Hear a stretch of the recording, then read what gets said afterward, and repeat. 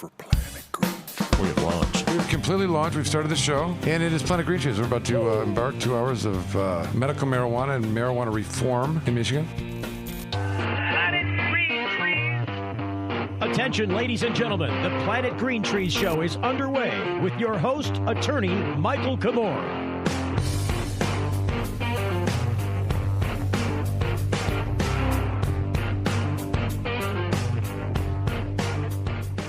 No. Oh, it's loud in here, I guess. Okay. All righty. What's going on here, Dan? Dan, I think our Zoomers are muted. All right, just hang on. Let me get this roll first. Yeah, I think we're live. We doing it live? We're live. Turn that down a little bit, Jim. I would, Please. if I could. Mine too, please. That's too much. There. Okay, we're live, Michael. Already. Can you we turn have down? launched. The mics sound powerful right now. They are very They are. powerful. Like from over here, I feel like Oh, I'm. that's good. My Is that acoustics. good? Yes. Yeah. Okay. Super duper. I hear it also a little echo somewhere. Don't worry about that. Someone's Zoom is on someplace. No. All right, we're starting it. Let's do it. We're doing it. Don't worry We're doing it about live. Let's go. Yeah. Alrighty. We've started. Planet Green Trees episode number 516. We're calling it Can't Win with a Losing Hand Unless You Bluff. Today's 5/20 of the year 2021. Yeah. I'm your host, Michael Komorn of Komorn Law PLLC. And we are Planet Green Trees. And tonight's show, it's alleged that our guest will be Buddy Dalton of the Clio Cultivation Hydro Store. Returning, our dear friend Rob Robar of Helping Friendly Salve, PGT sponsor and all-around knowledgeable on all things, as well as man in his own right, knowledgeable in all these topics that we like to talk about. Chad Morrow will be joining us from Smokers Alley of Westland. Our topics tonight, in no particular order that we may or may not talk about, but Probably not. there's some a lot of ordinances that are being written that need to be flushed. Yeah. I'm trying to make it like a flushing. Insert flush sound. Flushing happens to be one of them, and we can talk about that. Yeah. And one of the other topics that caught my eye this past week that I thought was important that we bring up is the advocates for the Michigan's biggest cannabis companies and organizations advocating for the companies explain why he's unhappy with caregivers. Is he a flipper? There is the DEA finally ends the federal monopoly on swaggy research-grade cannabis. Something that caught my eye, and I whether it's going to facilitate for something other than the DEA's study of swag research-grade cannabis, I don't know, but there's some new area to talk about in that.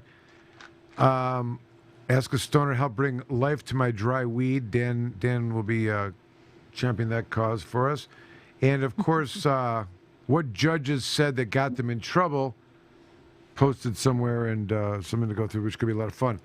I do want to say that if we get to it, we have this hot off the presses, and it's always good to share because it's kind of a. Is it like breaking news, would you say? I mean, I tried to share it with as many people as I know possible, but it's. But is it breaking news? Is it breaking news? In my world, it is. Okay, it's breaking news. Okay.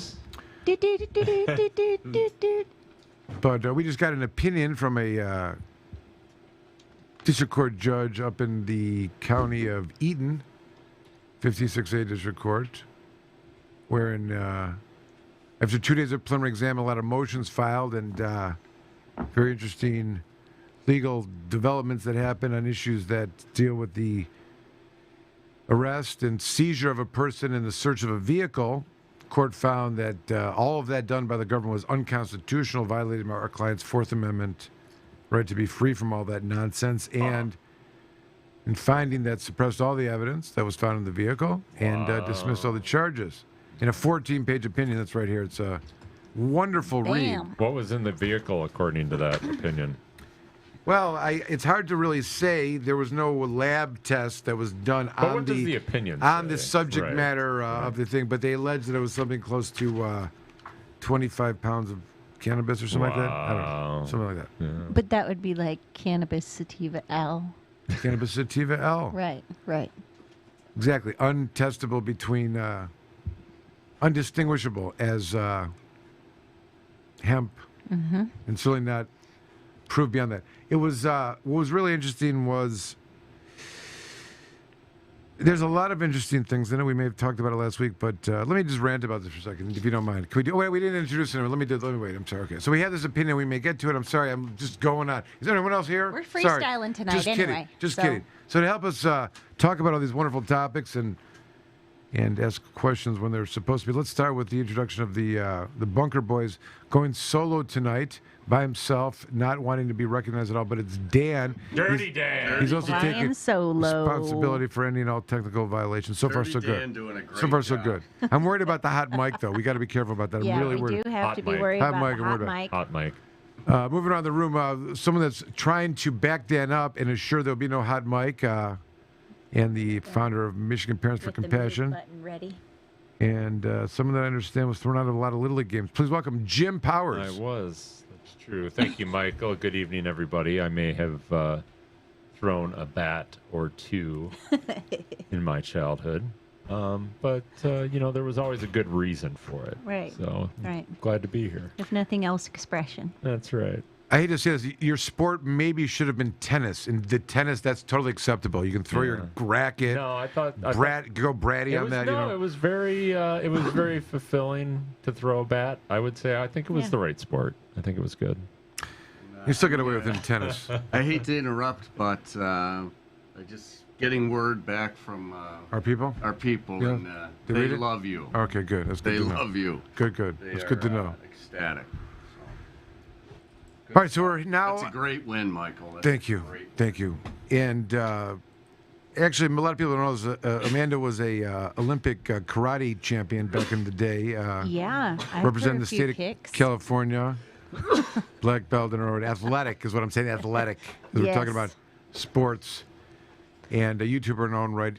We're going to start doing some karate move YouTubers. That's what we probably should do. Check out PGT Karate next. Yeah, absolutely. And you know what? If you if you looked it up, you probably see some from way back in the olden days, YouTube stuff. We got to capture that So, and yeah. reclaim it. Dan, I mean, get the copyright on that. I think Let's that work is that out. always a good thing, especially in these times where folks like Challenging to exercise times. at home. They can do a little YouTube karate. Nothing You wrong know? with that. No, I think so. no. Well, welcome Amanda. Amanda, of course, from the Elevation Station. She's got her own YouTube events that are taking place, and we're going to get more of that, as I said. And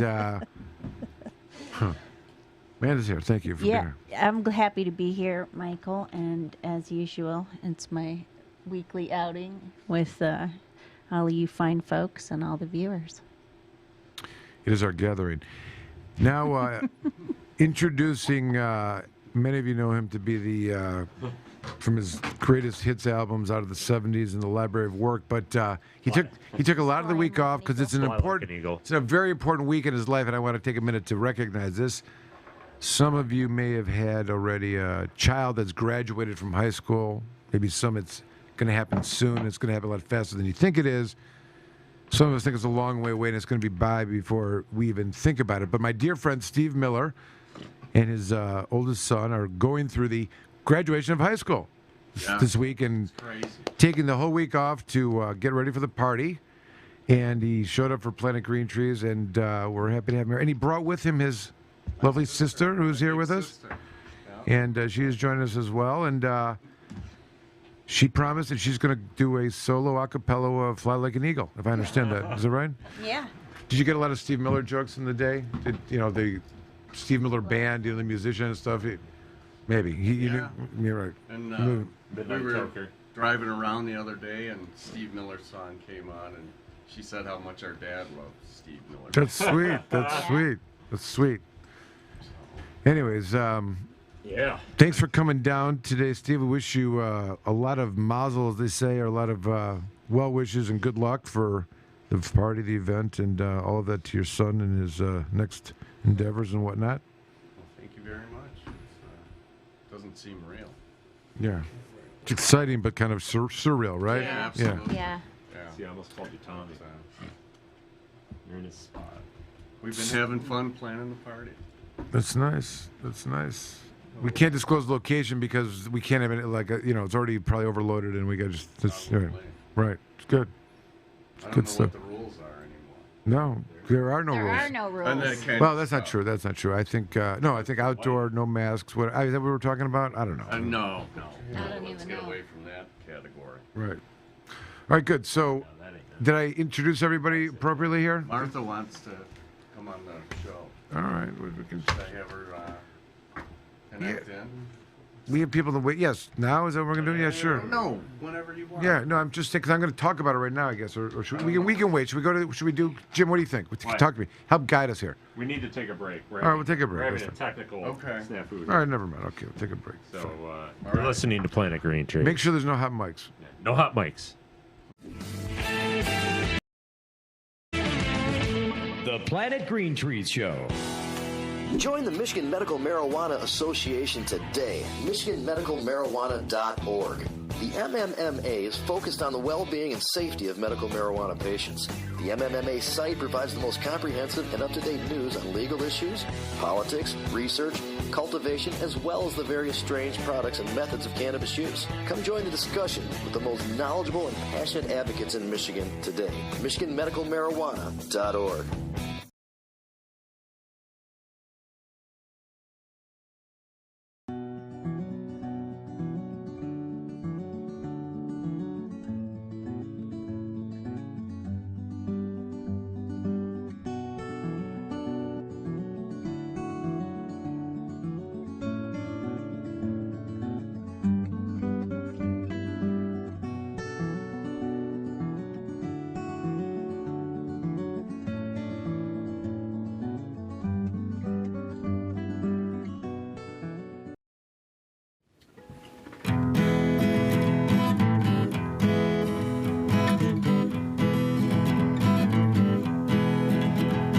I was upper middle class, I had a yard of carpet grass.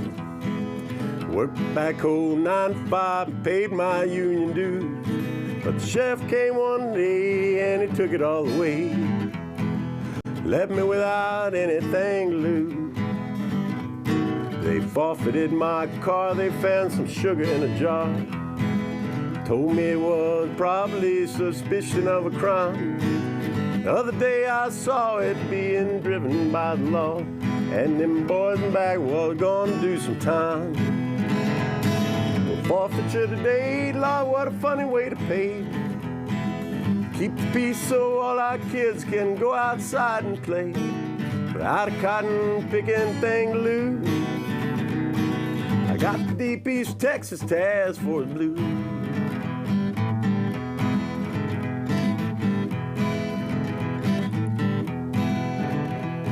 They took my minibar and then they seized my VCR. They could be misused to watch a nasty video. They took away my kitchen all the time. My wife was bitching that it wasn't nothing but oregano.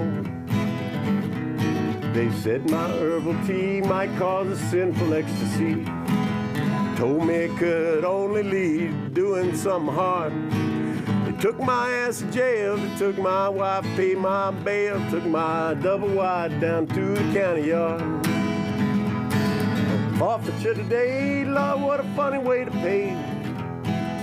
Keep the peace so all our kids can go outside and play, without a cotton picking thing to lose. I got the Oakland County task force blues. Without a cotton picking thing loose, I got them Oakland County task force blues.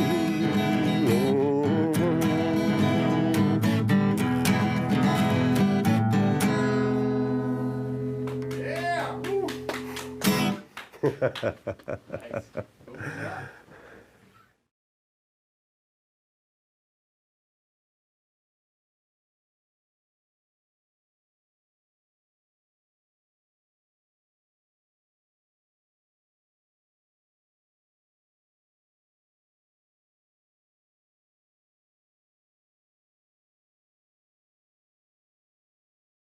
I am Earl from G3 Cannabis Therapy Network, and you are watching Planet Green Trees, the original and #1 podcast in Michigan for all things cannabis and legal news.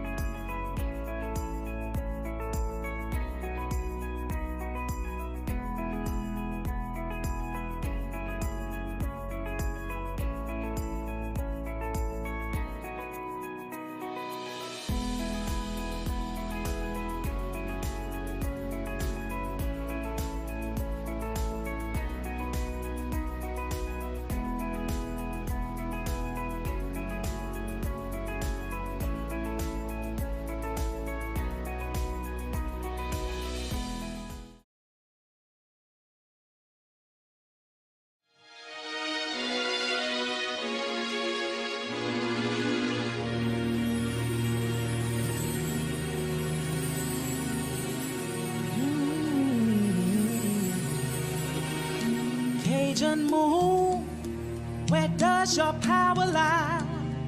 As you move across the southern skies, you took my baby way too soon.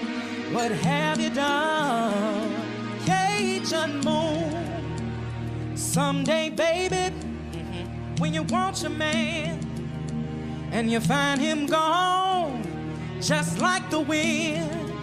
Don't trouble your mind, whatever you do, 'cause Cajun Moon took him from you. Cajun Moon, where does your power lie? As you move across the southern skies, you took my baby way too soon. What have you done, Cajun Moon?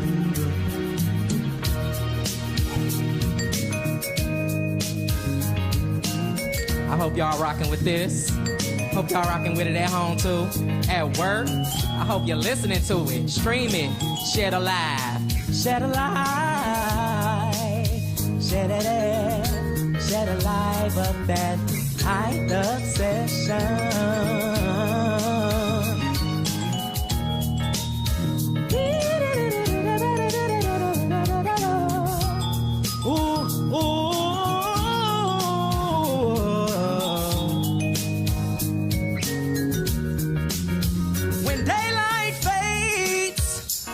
Comes on, you can hear the sadness of this song. Don't you trouble your mind, whatever you do, 'cause he got me like he got you. Cajun Moon, where does your power lie? As you move, hey, across the southern skies, you took my baby way too soon. What have you done, Cajun Moon? Hey, Cajun Moon, where does your power lie? As you move across the southern sky, you took my baby way too soon. What have you done, Cajun Moon? What have you done, Cajun Moon? You took my baby way too soon. Cajun Moon, Cajun Moon, Cajun Moon, where does your power lie? As you move across the southern sky, you took my baby way too soon. What have you done? Ooh, Cajun Moon.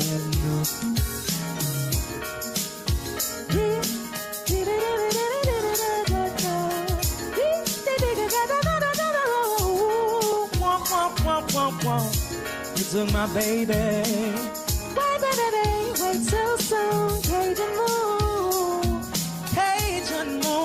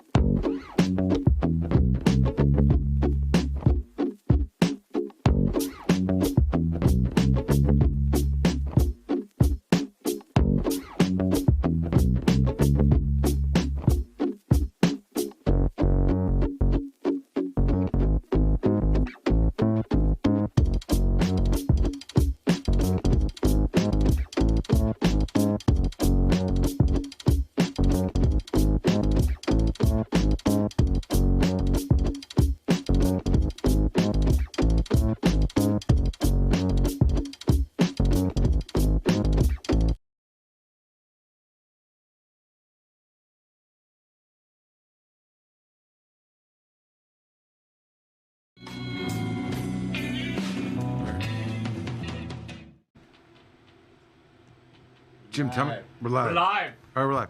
All right, we're back. Thanks for staying with us. Planet Green Trees episode 516. Can't win with a losing hand unless you bluff. And even though we've got a whole show lined up and people in the waiting room, we had this big breaking news in Komorn Law today, which Huge. Doesn't happen that much, but it was a recognition that the Fourth Amendment does still exist, at least in this court that we were in and this neck of the woods in Michigan. It's not to say the prosecutor's not going to appeal, but let us all wallow in this victory for a moment.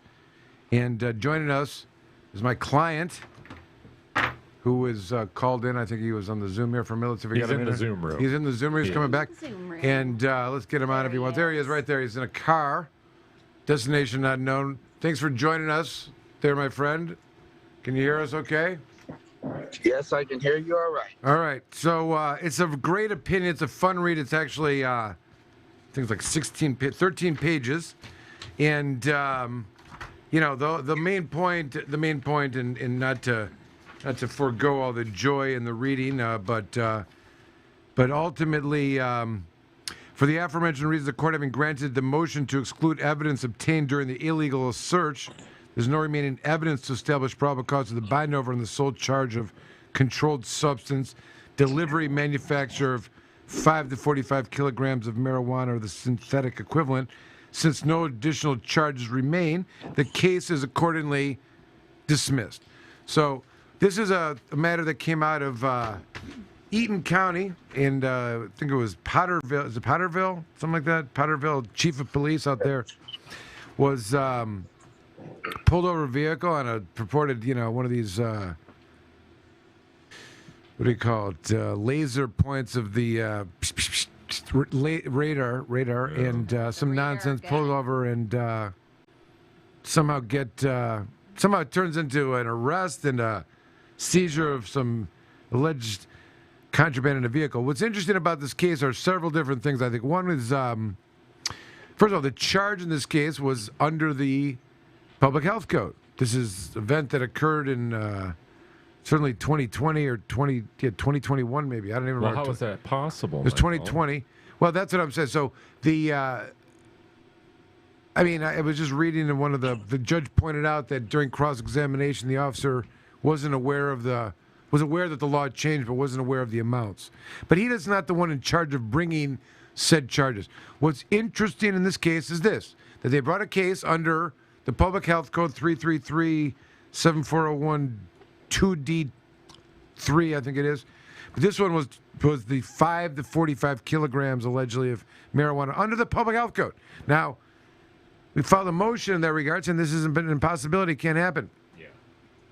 And the judge wanted to take testimony first and address some of the other issues that we had, which were involving the illegal arrest and the illegal seizure of the vehicle. So we started with those, even though that one was kind of pending out there. And because, not to undo the surprise at the end here, but the court found that the Fourth Amendment was violated, suppressed all the evidence, so it didn't need to get to the issue of can they bring this kind of charge or not. So that's for another day, apparently.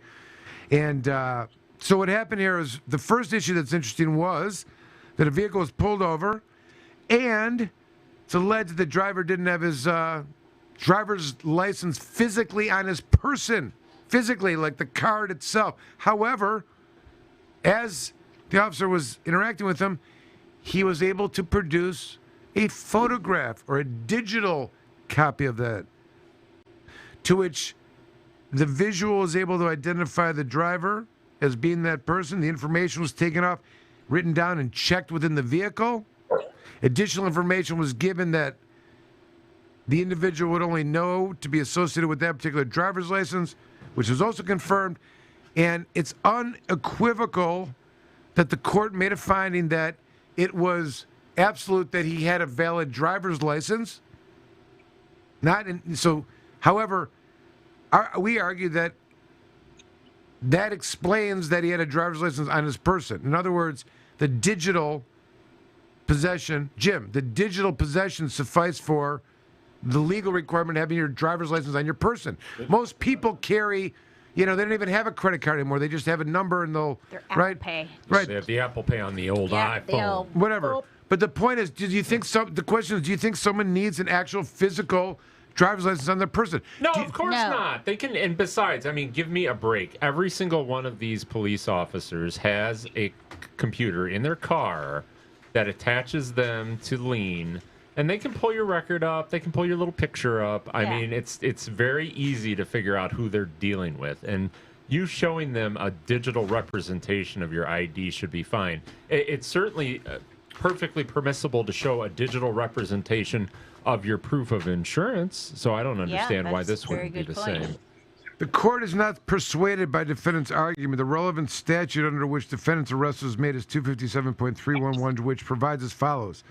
The licensee shall have his or her operator's or chauffeur's license or the receipt described in Section 311A in his or her immediate possession at all times when operating a motor vehicle, and shall display the same upon demand of any police officer who shall identify himself or herself as such. Now, I argued that immediate possession could be immediate constructive possession if you can call it up. It's in your phone. It's a good question. It's an issue that I think may not be contemplated by the original writing of the statute, but certainly applies today in the world we're living in. This judge was not prepared to. This is what she says.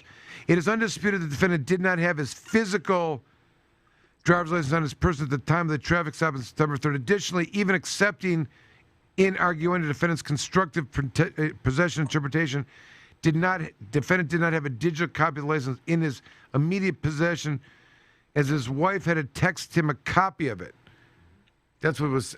I don't know if that's what they said. I don't know if that was actually okay. Fine. The only time I've ever heard of a police officer really making the possession of a license a big deal is when they're just trying to get you for something else. I mean, every single time I've seen an officer interact with somebody that doesn't have their license, it's give me your name, give me your social security number, do this, do that, and we're going to look you up. Right. So listen to what happened. So so the point is yes, and that would be one thing, right? The next thing would be that you give them a picture of it. The next thing would be that it's validated in their computer system, and you get a social security number. Right. Here you go. Further, while the court acknowledges that the statute does not qualify whether possession must be actual, the court views MCL 257-311 as requiring physical possession, an interpretation bolstered by defendant's cited case law Nicholson. If proof of medical marijuana card is reasonably accessible and capable of being handed over, a person is in possession of it. That's interesting. I could argue that if you have your card, I mean, I was thinking about the other day, like, I mean, it's not a great topic, but the new thing, the passport for your index or whatever. I mean, your index, your passport for your vaccination, right. For those. Yeah, your multi-pass. If you have a digital copy of it, do you need your actual? I right? don't think so. All right, whatever. Okay. So, anyways, that's what they're telling everybody. Here she says this. Here's the best part. A picture of it. So she turned me like a knuckleball with a wiffle ball, wiffle ball knuckleball. While the court can appreciate that it may seem unusual, here you go, to arrest an individual under this statute when an officer can verify that the driver has a valid license, even the judge court knows. Must nevertheless recognize that this statute, an officer has the discretion to place someone under arrest for misdemeanor offense instead of issuing a citation. As such, the seizure and arrest here were valid. Defendant's motion to suppress based on the illegal arrest is denied. Now, so that's an interesting issue, don't you think? Like the digital world we're living in, you'd think that, and we don't have to appeal that. I mean, it's interesting because it's bullshit. I don't even have to say, it doesn't even matter if I'm right or wrong on that. I don't have to argue that because all this is resolved on the next issue, which is this. So there's a lot of facts here and what's going on, but at the end of the day, the reason, so they arrested, is he still there? I'm not even paying attention. He's still here, there. he's here. All right. So they arrested him because of not having a driver's license, which is ridiculous, right, on this person. Yeah. And then they did this because they admittedly didn't have probable cause. Well, I would argue didn't have probable cause to search the vehicle. That's exactly why they did it. However, upon the lawful arrest of an individual, we're going to inventory that bitch. In some instances, towing the vehicle is appropriate. And prior to towing it, it's appropriate for the officers to do what they call an inventory search to benefit the defendant. Yeah, we're going to benefit the defendant. So nobody steals his stuff in his car. Yeah. So the beauty of this situation was this. that the answer to what if there was somebody else in the vehicle after you arrested him for driving without a license, he's under arrest.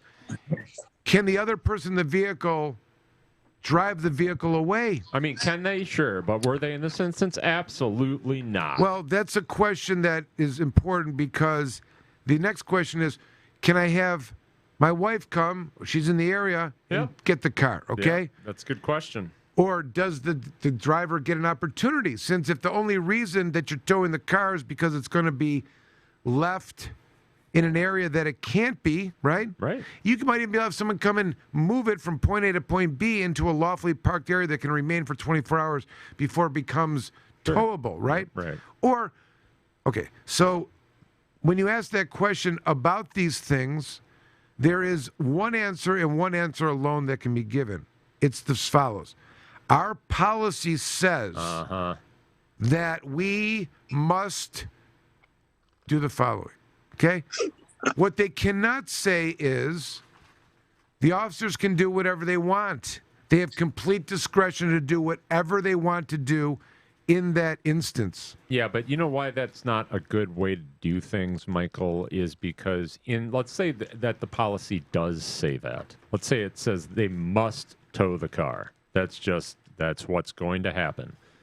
No one is going to run and complain if an officer decides not to tow your car. So the policy still is the officers get to exercise discretion, which is not the way it's supposed to be. Well, the point is, listen, in that direction, you're right, no one's going to complain about that. But when you do complain about it is when it's a pretext and used in these instances, and they do it whenever they want, okay? There has to be some line drawn in the sand. And what they say is that, in this particular case, in most of the cases, as a matter of course, if it's not a pretext to get in there, they don't want the burden of having to do the paperwork and the liability of the vehicle and having to actually search and worry about someone stealing some stuff out of the car. That's why they just catch and release. Which is why most of the policies that are written will say if there's another driver, they have a right to take it, assuming they can lawfully drive. Right. If they can call someone, that can happen as well. In fact, this county of Eden, Potterville, whatever it was, had a language in their policy which said the following. If another family member shows up that's a lawful driver and the car is on the tow, they must take it down, exactly, okay? Yep. So when I said to him, when he was asking if his wife could come pick him, it's like, nope, we decided. So it turns out that policy didn't say that. The cross-examination, he says, I realize that our policies are in conflict. I'm like, what? I'm like, go on. This is during his testimony.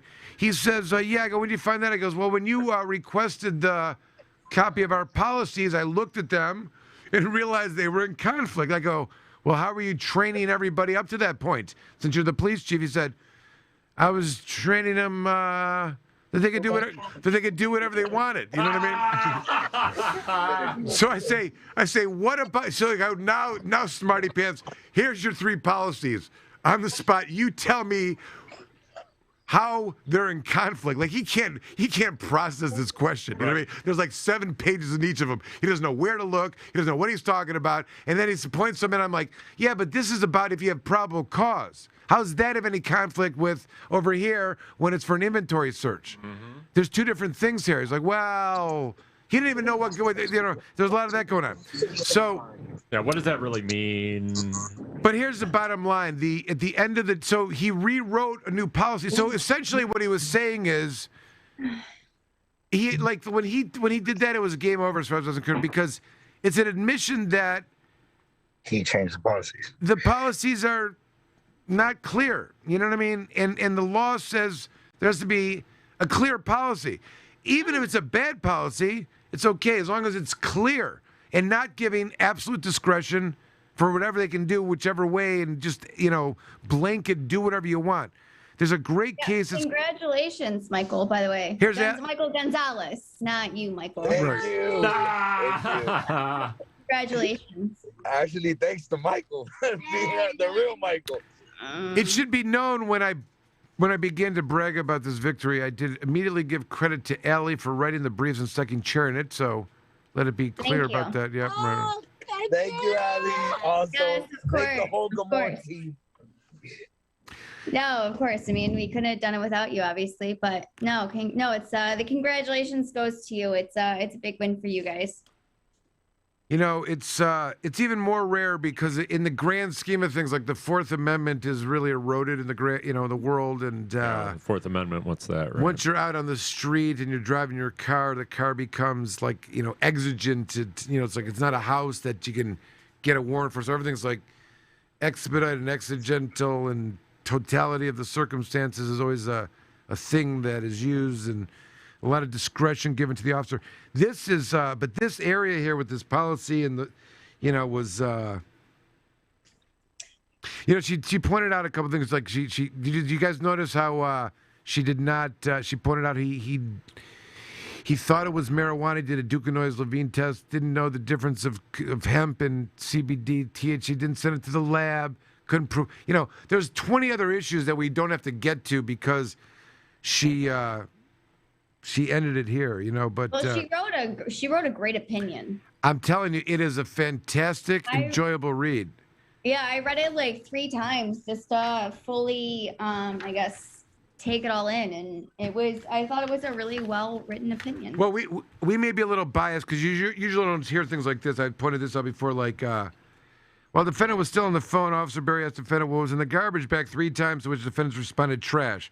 Officer Berry further inquired about the smell of marijuana, asking the defendant if he had any marijuana in the vehicle. Defendant responded that he had wax in his possession, which Chief Berry, when under direct and cross-examination, admitted would exclude an odor and not in and of itself supply probable cause, would not exclude an odor and would not in and of itself supply probable cause to search the vehicle. In other words, he tried to suggest the smelling of the things that were admitted to.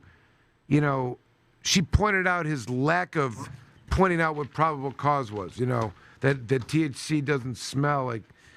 Anyways, she did say in there that she she did specifically say that he couldn't distinguish whether it was hemp or actual marijuana, and I thought that was a really good point to make. He didn't know the law. All around, I think she just wrote a really good opinion. She was taking notes. She usually, she was taking notes of what happened on cross-examination. Like usually the cop says something like the sky is blue, and then the cross-examination, you get him to say, I couldn't see that day, and I'm colorblind, and the judge will say, well, he said it was blue. That's a question of fact for the jury. Let them decide if he's telling the truth or not. But she was taking notes, when his responses were going nowhere. My favorite part, and this never happens. So basically, she was just a fair judge. She was fair, exactly. So this happens never.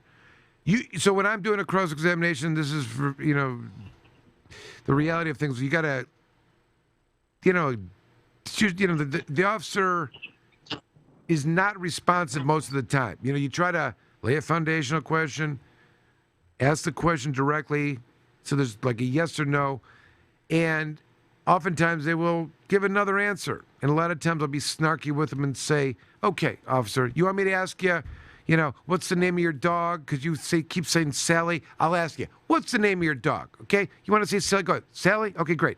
Now, we answer my question because I want to ask a question and you keep telling me about Sally. I'll give them some snarky shit. So, or if I'm really getting it's contentious. But sometimes I'll ask a question and they will give an answer and I'll follow up on that answer that they've given. So we're somewhere down this line, way off the original question now, because he keeps avoiding the question. Prosecutor stands up and goes, objection, relevance. The judge goes, no. He keeps not answering his questions, and he's following up. This is all relevant, and these are the answers he's given. Never does that happen. Usually at that point, they'll say, like, yeah. And then I'll be like, well, you didn't answer my question. Well, you didn't like the answer. Too bad, move on, counsel. Like, that's the way that shit usually goes. You know what I mean? And the lesson is you don't let them, get off the original desired answer. You keep asking until they, whatever. Yeah, that's the one thing that the second day you guys went, obviously I couldn't go, but I watched it and I did think that, she gave you that kind of leeway that a lot of other judges don't give you when, like you said, an officer gets kind of off track. And so you follow them off track. But I think she really gave you that leeway. And it's why I think she was a really fair judge. She was very fair. That she's, I mean, she was great. I wish she was like, there was more of her around here, but. Yep. I hope, they may appeal. I don't know. I think it stands up on appeal. I hope not. Well, I think this to the Toohey case, which is it's a Michigan Supreme Court case from 1999. I think I've won at least 2 other cases in 28 years on this case in courts that I never thought it would carry the day. And you would think that police departments would have that. Well, I mean, still today, Toohey's still good law. I agree. So, I agree 100%. I mean, I don't think there's a whole lot of, leg for them to stand on. I mean, I'm sure there's been hundreds of other cases between, 98 and now that have come up that have been maybe not exactly similar, but like somewhat similar. And I agree. I agree. I mean, it hasn't been overturned yet, so. So, and as I said, Ellie, she doesn't have to get to the issue of the, can they charge under the MRMA? Public Health Code as they did, Which they can't. I know. But they do. Well, we don't get to that. That's going to have to be for another day. Yeah. Somebody else other than Michael here is going to have to be the poster child for that one. I know it was his desire to find himself in that situation, but... I mean, who wouldn't want to be in that situation? I'm just kidding. I don't know. I think he looks pretty happy right now with the results, so I don't know if he'd... So the key... Jim smiling from ear to ear. That is very true. Can we just ask one question? Question, my dear friend? Show us your on-your-person driver's license that you have on you right now, please. Sure. No problem. Hold on. I feel like now he could forever have a picture of it saved on his phone. I'm not driving, but I still got it with me. Oh, good. I just on your phone? Are you showing it to me on your phone? Well, no, remember she said, like, in the opinion, if it was on his phone, it'd be a different story. But That is true. All right, there you go. Okay, take it up. All right, that's good. Take it up. Okay. All right, good. I'm glad to see that. Lessons learned. What do you know? It's all good, and it can never happen again ever. I'm glad to know that that's going to... Lesson hard learned. Yes. Very hard lesson, but hey. It just shows you, like, if the police stick their nose into your car at a traffic stop and they are looking to escalate it into something other than a traffic ticket. And they do it every day and will do it over and over again until someone tells them they can't. And it's a good day today, I got to say. It's always good when the Fourth Amendment stands the test of government scrutiny. Great day today. Yeah, it was a good win. It was definitely needed. Put it in the column for the good guys. That's all I got to say. Yeah, 100%. All right. Well, I thank the whole team at Komorn, and, thank you for saving my butt. You got it, my friend. We'll be circling back. All right, good stuff. Give my best to Martha. And make sure everyone's doing good over there, all right? All right, man. Be safe. We'll be in touch tomorrow. All right. You guys have a great one. Take care, guys. All right. Bye. Take care. Bye. Bye. All right. I know we have a number of people in the queue here. Jim, what do you say we continue on? We got to take a break. What? Okay. All right. I'm sorry. I don't have any discretion. All right, we'll take a quick break. We'll come back. We got all kinds of. We're back to the topics online, but that was a discretionary call there. I called like an audible, early. Sorry. It was a needed call. It's a good story. All right. And you don't hear many stories about someone getting arrested with 27 pounds of marijuana and it gets thrown out in district court. That is outstanding. It's what they call great luring. That's right. There you go. All right, I'll take that. That's good stuff. All right, well, we're going to take a quick break on this 516th episode of Planet Green Trees. You can't win a losing hand unless you bluff or unless there's a Fourth Amendment. Yeah. And maybe the Fourth Amendment isn't dead in Michigan. The Planet Green Trees Show. Join the Michigan Medical Marijuana Association today. MichiganMedicalMarijuana.org. The MMMA is focused on the well-being and safety of medical marijuana patients. The MMMA site provides the most comprehensive and up-to-date news on legal issues, politics, research, cultivation, as well as the various strange products and methods of cannabis use. Come join the discussion with the most knowledgeable and passionate advocates in Michigan today. MichiganMedicalMarijuana.org.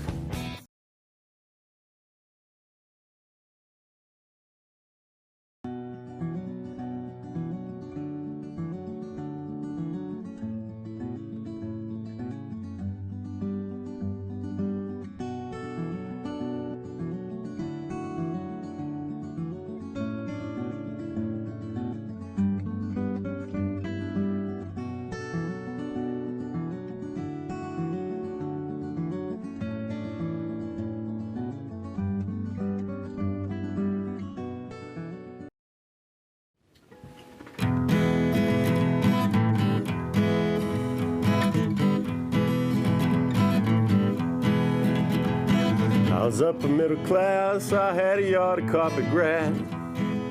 Worked backhoe 9 to 5 and paid my union dues. But the chef came one day and he took it all away. Left me without anything to lose. They forfeited my car, they found some sugar in a jar. Told me it was probably suspicion of a crime. The other day I saw it being driven by the law, and them boys in back was gonna do some time. Well, forfeiture today, Lord, what a funny way to pay. Keep the peace so all our kids can go outside and play, without a cotton picking thing to lose. I got the deep East Texas task force blues.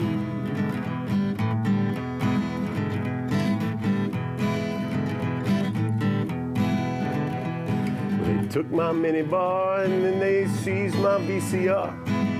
They could be misused to watch a nasty video.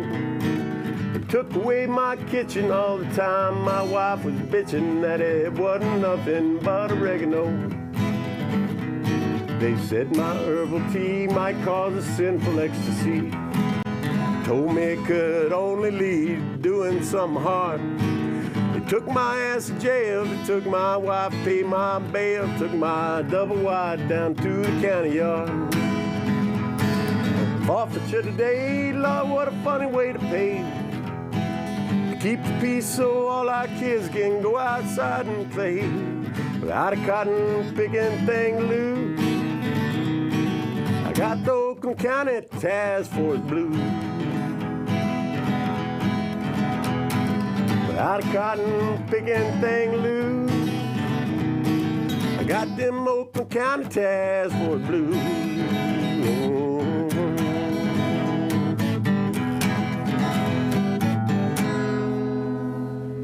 Yeah. Nice.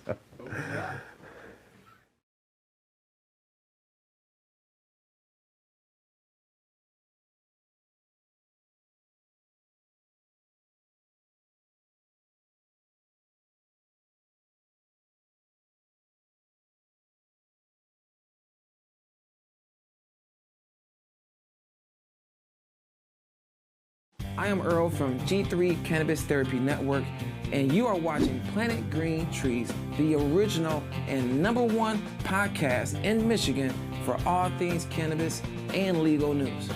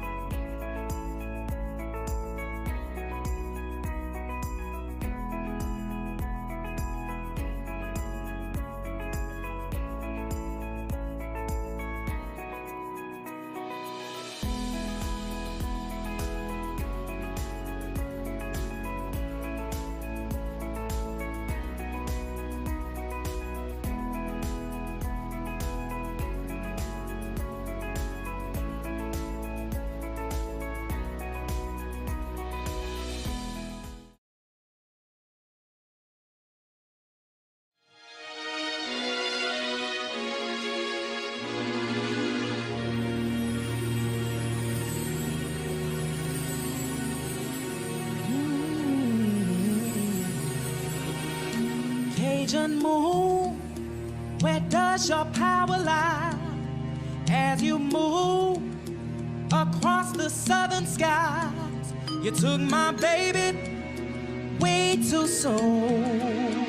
What have you done, Cajun moon? Someday, baby, when you want your man and you find him gone, just like the wind, don't trouble your mind, whatever you do, 'cause Cajun moon took him from you. Cajun moon, where does your power lie?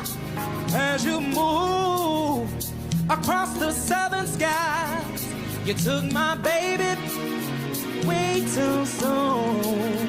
What have you done, Cajun moon?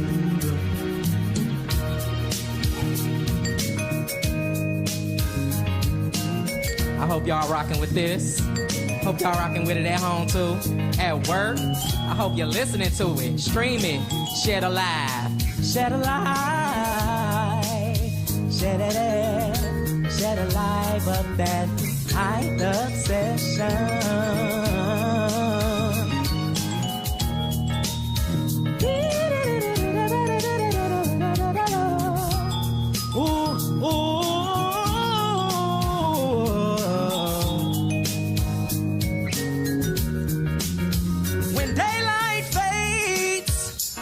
Comes on, you can hear the sadness of this song. Don't you trouble your mind, whatever you do, 'cause he got me like he got you. Cajun moon, where does your power lie? As you move, hey, across the southern skies, you took my baby way too soon. What have you done, Cajun moon? Hey, Cajun moon, where does your power lie? As you move across the southern sky, you took my baby way too soon. What have you done, Cajun moon? What have you done, Cajun moon? You took my baby way too soon. Cajun moon, Cajun moon, Cajun moon. Where does your power lie? As you move across the southern sky, you took my baby way too soon. What have you done? Ooh, Cajun moon.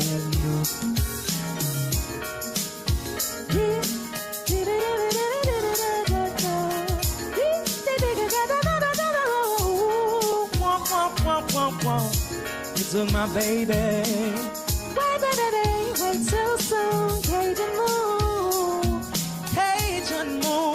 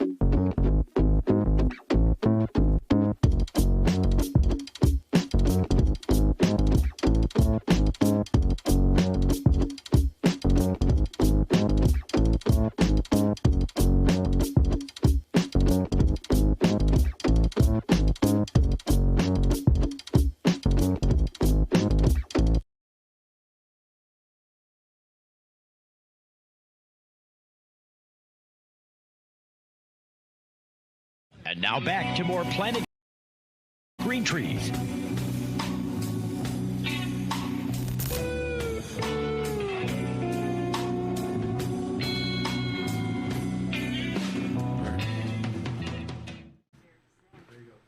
All right, we're back. We're live. We're doing it live. 516 episode, Planet Green Trees. Thanks for staying with us. I know that we've got 3 or 4 in the queue here. Let's go to the problems that are taking place in the municipalities and townships. That issue. I think we have Buddy Dalton in the queue, if I'm not mistaken. Buddy, can you hear us? And thanks for staying with us if you're still there. You did.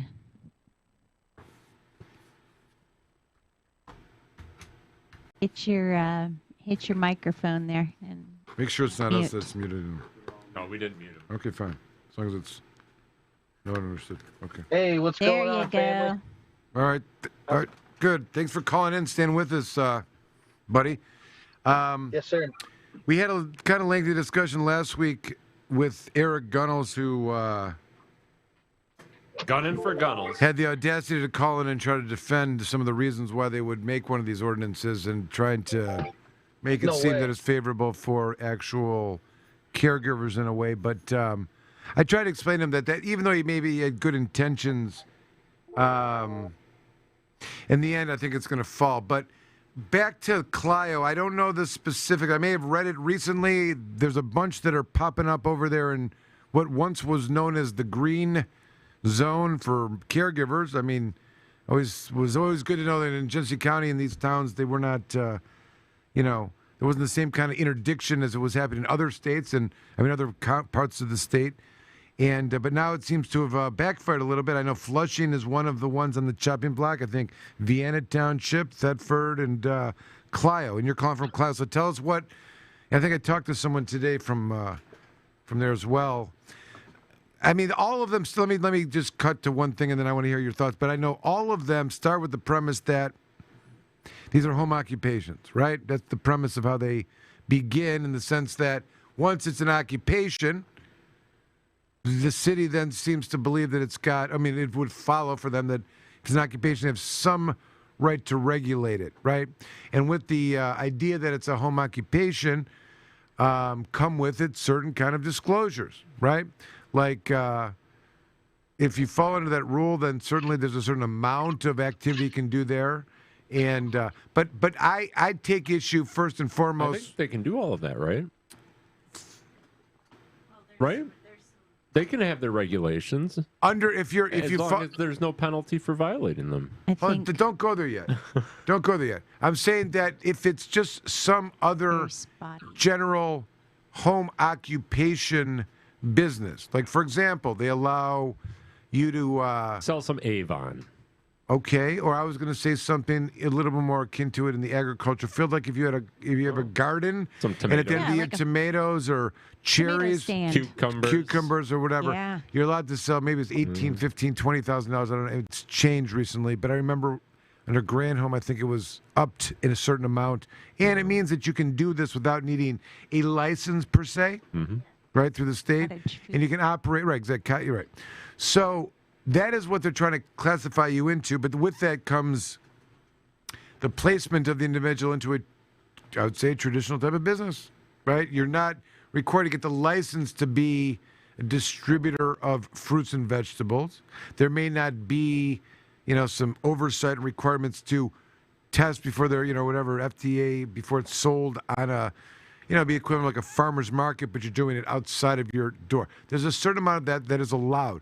What I see is happening here in this premise of the cities that are doing, they are, without, I think, legal justification, categorizing said activity under the MMA into a home occupational business, which then would follow that they can limit the amount that you're doing. They can criticize where you can do it. They can tell you how much of your property can be used for it, all under the auspices that it's a business. I think it's a false starter because, number one, the requirement of needing to report your activity as a caregiver, to me, immediately violates the MMMA's basic fundamental principles. Yep. And it goes on from there. I mean, I could argue. So that's the first one. The second one that follows is this. I know I was going to let you talk. Do you want to talk? Go ahead, talk. Yeah, let's talk about that. That's what I keep telling them. That's what everybody keeps saying. That's a caregiver is what name a business that can only have 5 customers, right? Well, they're only supposed to have 5 patients. So get real. We're not a business, first of all. So anybody who doesn't recognize themselves as a medical caregiver, as a business, this whole ordinance stuff doesn't apply. Well, let me say this. Speaking of, yes, go. Well, I mean, Mr. Thorsby, okay, he's a supervisor of Flushing Township. I happen to live there, right? So I'm pretty interested in every word of that ordinance. He said in order to write the ordinance and apply it to medical caregivers, they had to classify us as a home occupation. Sure, of course they did. Right? And so they changed the words of it in draft 3 that says even for consideration. So they added a legal term. You probably know more about that. It says even if you're doing it for free, which we kept saying, still you're a home occupation. Can you believe that? Well, even if they want to call it that, I think the argument would follow. First of all, as I said, one thing that jumps out is that the requirement that you have to disclose who you are is antagonistic to the basic fundamentals of the MMA. That's number one. Number two, the pitting it into the category of a home occupation would mean that there's some commercial approval to this, that there's some activity here that is premised on commerciality. As we discussed last week, Jim pointed out the language in the MMA says that the sale of cannabis or marijuana is not the sale of a controlled substance, and a caregiver may receive compensation for costs. Yep. That's it. Did I miss anything? It shall not constitute the sale of a controlled substance. So it's not a sale. It's not a sale. They're saying that it's something other than a sale. Sales are what generate business. the concept of a home occupation. Right. And there's no other guidance. So that is furthermore, as a matter of principle, you know how many people have been, rated on the probable cause that their MMA activity was making money or running a business, pre-legalization or whatnot. That was a way in which they would take people out. Okay, now, the other thing that I came up with recently, which I think is Sorry, yeah, I'm on a business meeting. I can't really talk. That's all right. I get it. This is for you. What do Those you are your think? substitutes. Would you like me to go over those? I have to be on this meeting. I'm sorry. That's all right. Thank you. Let me get this loaded for you. Go ahead. Go ahead. all right. So I think the other thing which is being overlooked in a lot of this is the following: that if for some reason a police officer or a traffic enforcement, because these are city ordinances that are being put into effect. So the enforcement of it is not going to be a state operator, state officer. It's not going to be county sheriff, more likely than not. It's going to be a local police officer. Maybe the sheriff's department is running that jurisdiction there. But the ticketing and the jurisdiction of the event is going to be under the local municipal ordinances. This triggers a penalty, a potential penalty of a ticket, a misdemeanor of some kind. And my question is, not my question, my statement is, how can that allegation of a crime, of a penalty, of a fine withstand the assertion of a caregiver's immunity? How can a ticket violation in some city somewhere that says you didn't report, you didn't let us in to inspect, you didn't do any of this stuff, and you say, here's my card, and I'm asserting my Section 4 immunity because I'm in absolute strict compliance. Yep. And you have a presumption of medical use, and then they say and the laws would then follow that the only way they can rebut the presumption of your medical use is by showing evidence that it wasn't for medical use.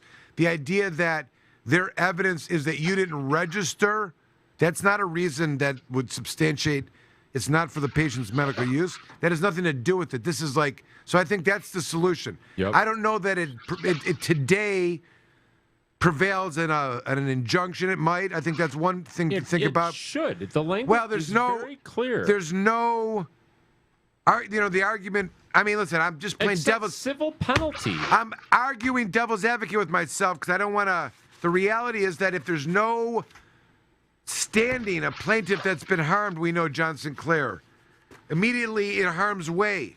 So, find me a plaintiff that wants to sue, and all the caregivers are willing to throw in some money to support this, and we can take out the ordinance in whatever town it is. You see what I'm saying? Yep. Because their response is that this law conflicts with the MMA. It's written to conflict with the MMA.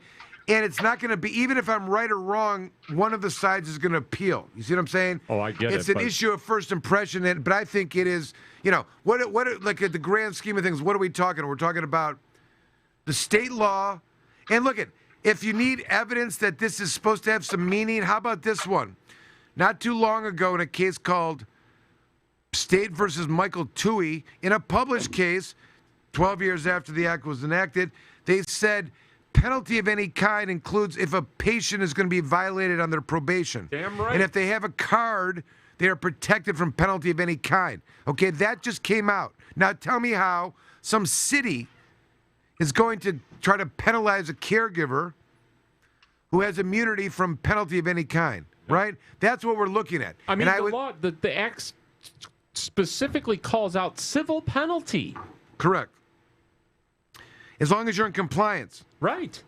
Whatever that means. Now, but it doesn't provide for inspection by anybody. So no one's getting in, no one's inspecting, and they really have no right to do any of this. They're asserting a right into something that they don't have a...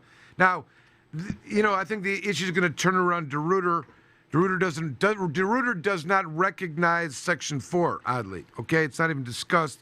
What I'm proposing is of first impression or discussion here, and what I'm suggesting to those in the region that are suffering from these, antiquated, antagonistic, and conflicting, power grabs to try to decimate caregivers, I'm saying, if there's enough people in that community and it's important enough for you and your patients to continue to grow and it's that meaningful, and don't misunderstand what I'm saying here, because I say this all the time. I love caregivers. I will defend them and will have defended them for 12, 14 years and will continue to do so.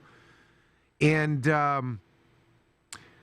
but we are in a new era here where there's a target on the caregivers, and the fight can't be, one that does not have, resources to fight, because it's the type of thing, like, even if we win at a district court level, they're going to appeal the circuit court. Yep. We're going to have to appeal, and then whoever wins there is going to appeal the Court of Appeals. It may be something that goes to the Supreme Court. It's a ripe issue. We're not going to have this. And here's the thing. Unless somebody challenges one with that kind of barrage of a response, it's just going to go on all over the state. And even whatever I'm saying doesn't guarantee it, because each of these ordinances is a little bit different. But what I'm lining up is, one theoretical, legal, atomic bomb that just ends it. Like they can't do it anymore. Let's just end it. Wouldn't that be nice? But the problem is, buddy, as you know, each of these townships is doing it a little bit different.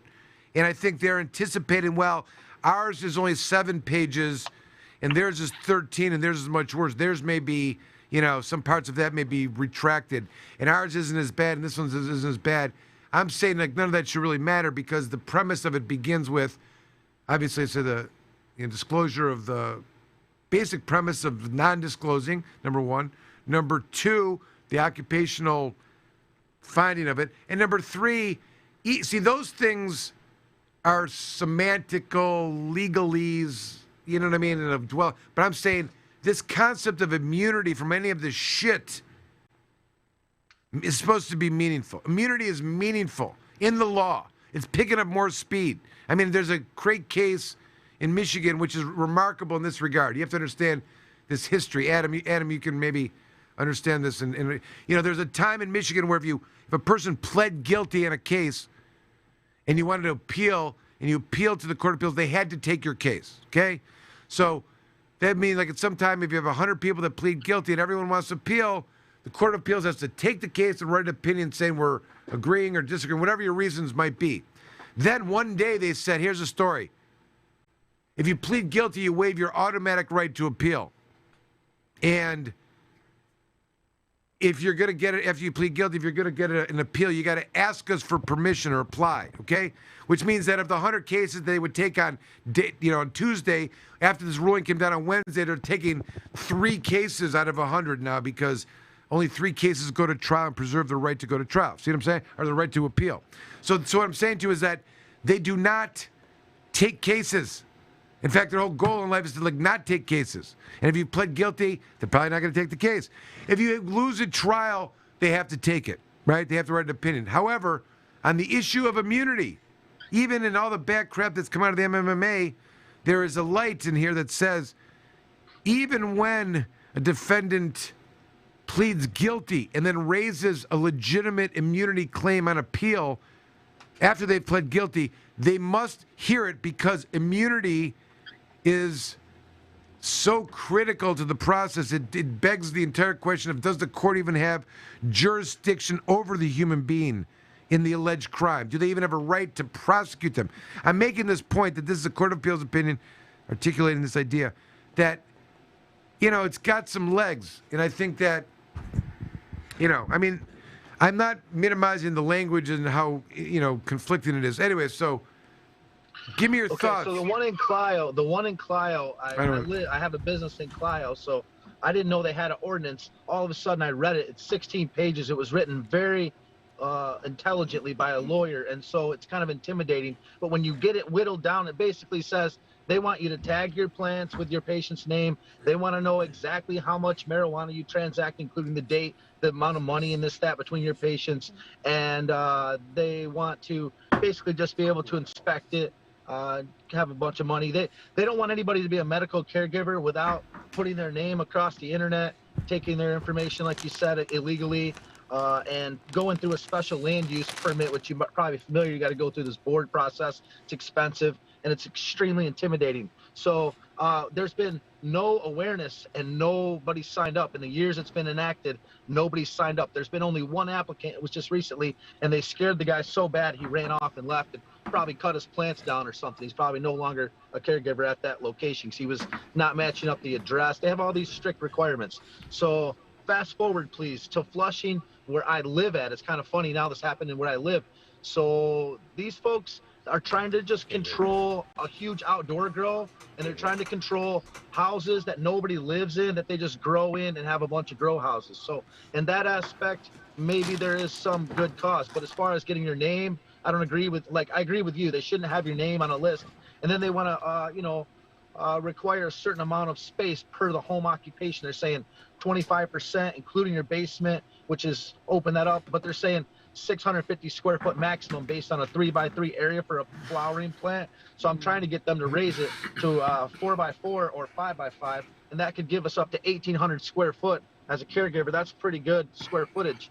So I understand we don't want any of these guidelines, but we've got them basically backed up to where they took off the land. Last meeting, they were saying 2 acres, and everybody kept saying no, and they took it off right in front of us. They started talking. They're like, okay, we'll just remove it. So there's not going to be any land requirement. It's basically, you go in, they want you to put your name down, a permit. It's a one-time inspection from some code enforcer, somebody, whoever it is. They look at your garden one time in a year, and that's it. They just want a permit fee for a gardener, home caregiver in your house. So at least we got that far.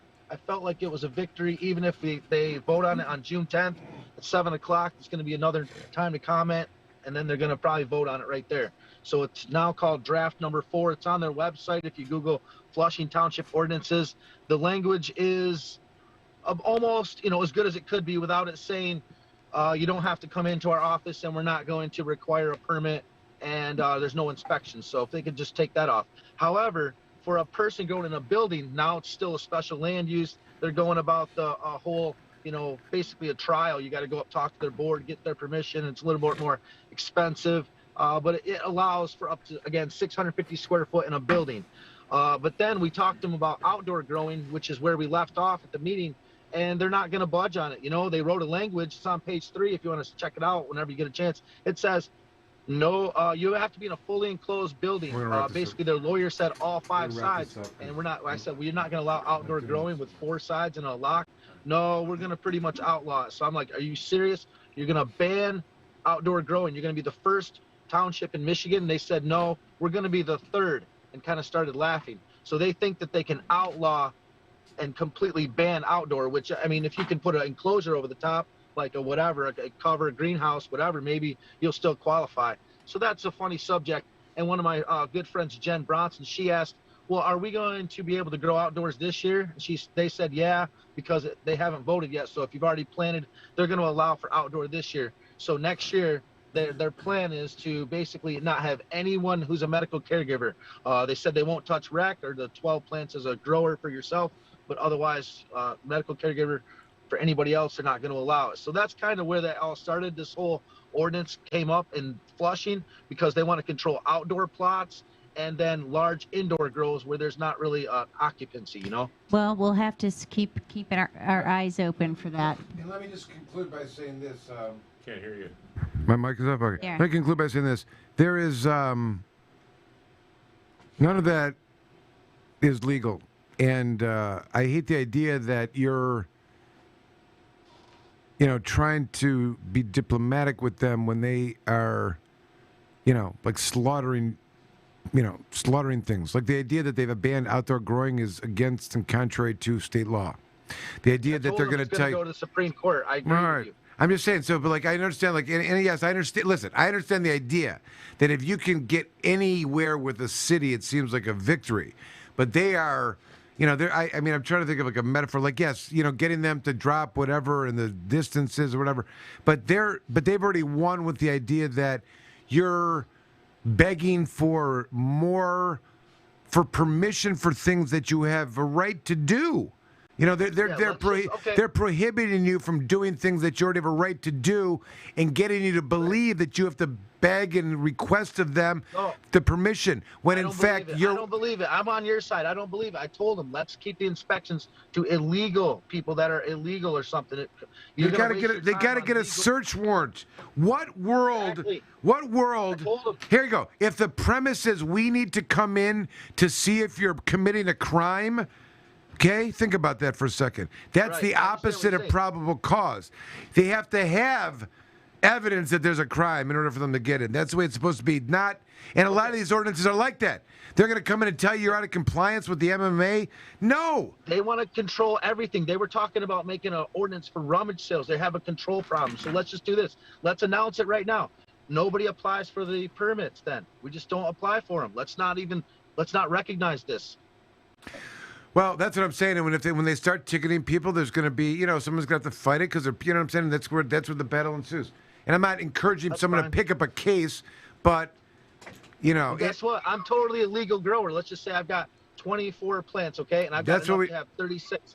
And you're I'm legal patient, and I don't have a bunch of overage. I will say this, and what we're saying right here, to me, there is a distinction to a certain degree in what the cities can regulate regarding one's home and a commercial property. I do see a distinction in that regard, just so we're clear. The right to grow at home, caregiver, that is like fucking like a natural right. That's the way I look at it. Like you can't. Amen. I like your attitude. Then we'll just tell them that. I'll tell them what you said. And under the MMA, they just can't touch us. And that's ordinance.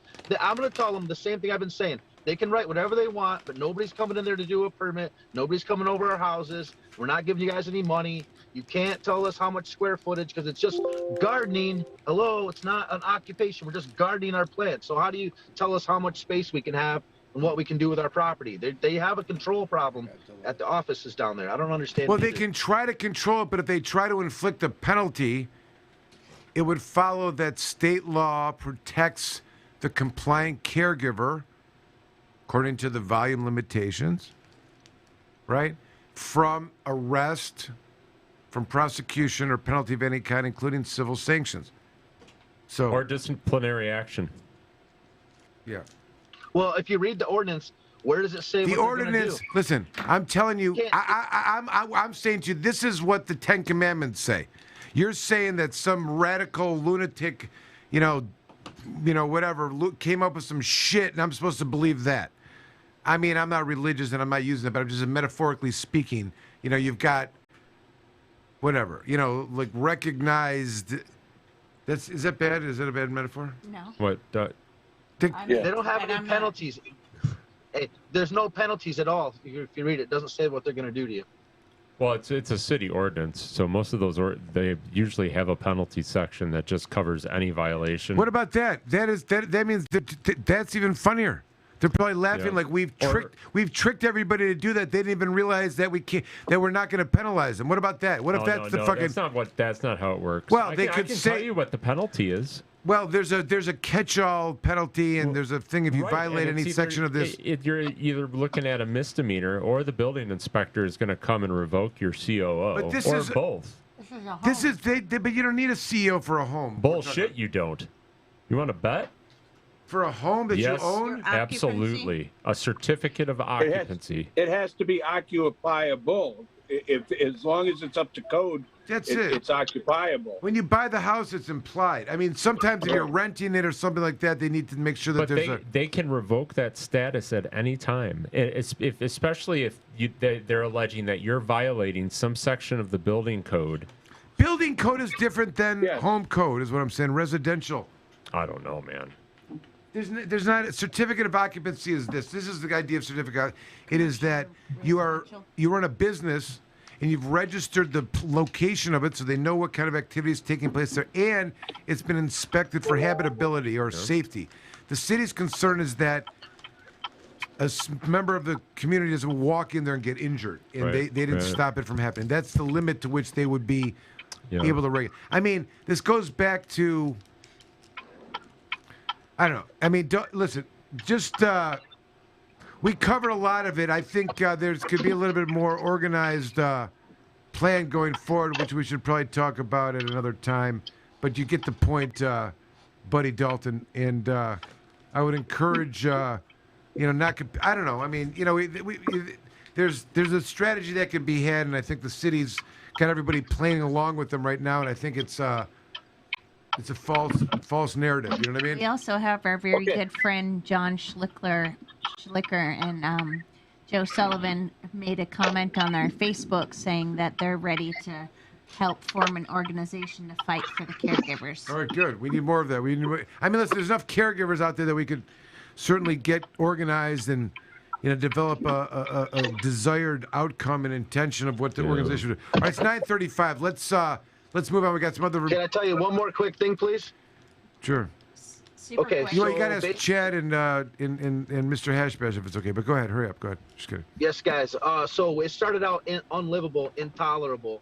Through our efforts and just pleading with them and citing law, and we had some people speak, and then basically it got turned around to where you could almost live with it. I know it's not the best outcome, but when it was first written, if we didn't change this, you couldn't even do it. You had to have 5 acres and all this crazy stuff, and they would have maybe had a reason to enact this and then enforce it. So at least now it's the way it's written, it's almost like saying go ahead and grow here in Flushing Township. So I know it's not the best outcome, but it's a lot better than what it was at the start of it, to be honest. The law is sacred. What they're doing in the cities does not trump it. No pun intended. I'll tell them. I'll be there June 10th. I'll let them know it's not in any way enforceable. It's not legal what they're trying to do, and I know that, and I've told them that. Let them know that we'll just add Flushing to our boycott list if that's what it takes. Oh, yeah. What about that boycott list? Yeah, I love all y'all. Thanks for having me on. All right. You guys have a good night. Thanks. Take care. Keep it smoking. All right, Thank good you stuff. So much. All right, let's transition here. I know one of the new topics here. We have, of course, Mr. Hashbash joining us, Adam Brooke. Rob Robart has been very patient, helping Friendly Salve and Chad Morrow Smoker Alleys of Westland. Welcome and thank you for staying with us. We can talk about the new evolution of the Delta 8 catastrophe that's going on. Oh, boy. Is that right? Is that what everyone? I mean, wasn't there some new activity and stuff? Yeah. Somebody explain the recent updates. Chad, I see you moving forward and ready to speak. Please indulge us in the updates if there are any. Well, I'm a lot more confused now than I was the last time I talked to you guys. One of my distributors just came into my store 2 days ago. He just returned from Colorado. I have a customer that really, finds a lot of medical relief, truthfully, from the Delta 8 gummies this guy provides. And he was out, so he said he'd have them when he got back from Colorado. He came in with everything except for the gummies. And I said, man, what are you doing? That's what my customer needs. That's what, you said you were bringing back. He said, well, they'll be here soon, but there's some changes going on coming up soon with the FDA and federal rules where, and I haven't read anything on this yet, but what he was telling me is that the FDA is going to be accepting gummies, basically CBD gummies, as a, I guess like a nutritional supplement, and it's going to have to be going through some testing, and that they're going to be treating Delta 8 as a legal medicine. And that was my next thing. When we would use the term medicine, is that going to be just dispensary only regulation then? He said, no. He said, but like other things, the states will be able to make up their own laws. So we're still going to have to look at, possibly losing it at smoke shops and stuff like that here in Michigan with the thing. He said, but they seem to be pushing that kind of on the back burner from what his people are telling him. So I don't know, because I hear things from like that, and then another rep will come in the next day and tell me the exact opposite. It almost looked like Rob was like kind of shaking his head like that's not what he's doing. Rob, what do you have to say? Let's get into some other perspectives here and what you've been hearing. It's all rumor and speculation unless Rob, what do you know? Well, as far as Michigan goes, it's definitely moving forward in the House and all that to move it all underneath the MRA. I have seen that. I have seen that. Robbie and that guy, what's his name? Steve Linder. Irwin? Linder. And Robbie sponsored a bill. Oh no, Linder didn't sponsor a bill. No, Linder's testified. No, who's the guy Yeah. from? He's from the what? He's when he testified. But yeah, they're trying to bring it under regulations and either make it a controlled substance or what have you. But go ahead. So you speaker. Chad was referring to obviously some federal shit, fucking. But go ahead, finish with the state. So the bill's been introduced about the state. That's moving as far through. as Michigan goes, that bill is just kind of moving forward. There's still nothing official yet, but a lot of our dispensary partners who carry my brand, who had taken on Delta 8, mostly the soft chews and gummies and that, they are returning them. And we're kind of just exchanging them for other stuff that sells well for them. So they're kind of backing off a little bit. Meanwhile, nationally, I just got back from Vegas and added another 300 stores. So it's kind of a weird thing. Is there a problem? Is there a concern shipping it then? Well, luckily we don't actually ship most of it out of the state coming up because it's all actually making it in another state. But, okay, good. Okay. But as far as that goes, we're still kind of backing off and shifting gears a little bit as a company, just because we are looking into licensed THC anyways, just to help move that way. But as far as like the other things go, there is more talk about having, approving edibles, like Chad had mentioned and stuff like that nationally. So there is more talk on that kind of going on. So there'll be a sort of whole set of rules that'll come along with that, of course. GMP, certified, all those things. Then beyond that, Colorado just recently last week, I believe Friday or so, issued a statement that conversions cannot happen from hemp. So that outlaws Delta 8, unless it's from cannabis. So a lot of the market will see a big fluctuation coming up very soon, because I'm pretty sure a lot of people get their oil out of Colorado and they're not allowed to actually be making it now. So that is such a random rule, it seems to me, like of all the things to do, right? Yeah. So if it's coming from a hemp plant, the Delta 8 is all legal to transport all over the planet.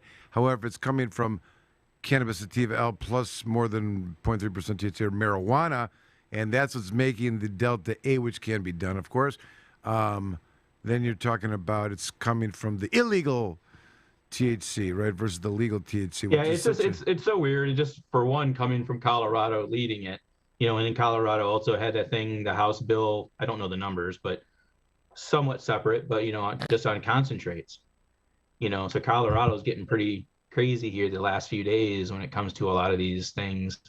They're proposing 1/10 of a gram only sales on concentrates. Interesting. I'll tell you, it could be, I wouldn't be surprised if it's less about safety and actual consumers as it is the drive of the industry itself, right? I think that a lot of that, like in Michigan, the people that were testifying that they want to control and not have a competing market for non-licensed players, I think that's one of the things. Is I'm sure some of the influence, there could be multiple influences. Rob, will you tell us what is, so for a CBD product made from hemp, assuming someone's got a hemp license for processing or growing, and you want to have it sold in a licensed retail place, they can do that without it being tested. Is that correct? Technically, yeah.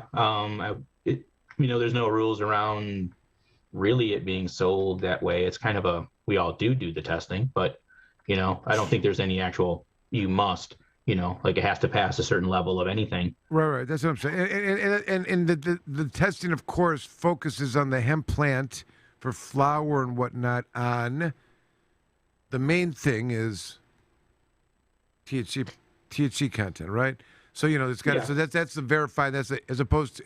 So I was wondering, because it's not in the metrics. It's considered like when it's sold in the stores as far as what the products. There probably will be some things coming up to be honest with you. Down the road, I anticipate a little bit, mostly just that some of the big players are starting their own hemp fields and, Sure. like that. They're during processing the same people. So I kind of feel that there could be something come down the road that, it always has to come, strictly from Michigan hemp without some huge tax and, all that. So there's all these different plays that are kind of coming in right now. First of all, Rob has a fantastic product, and I didn't mean to ask you or make it seem like you guys aren't testing or you guys don't insure your products and whatever.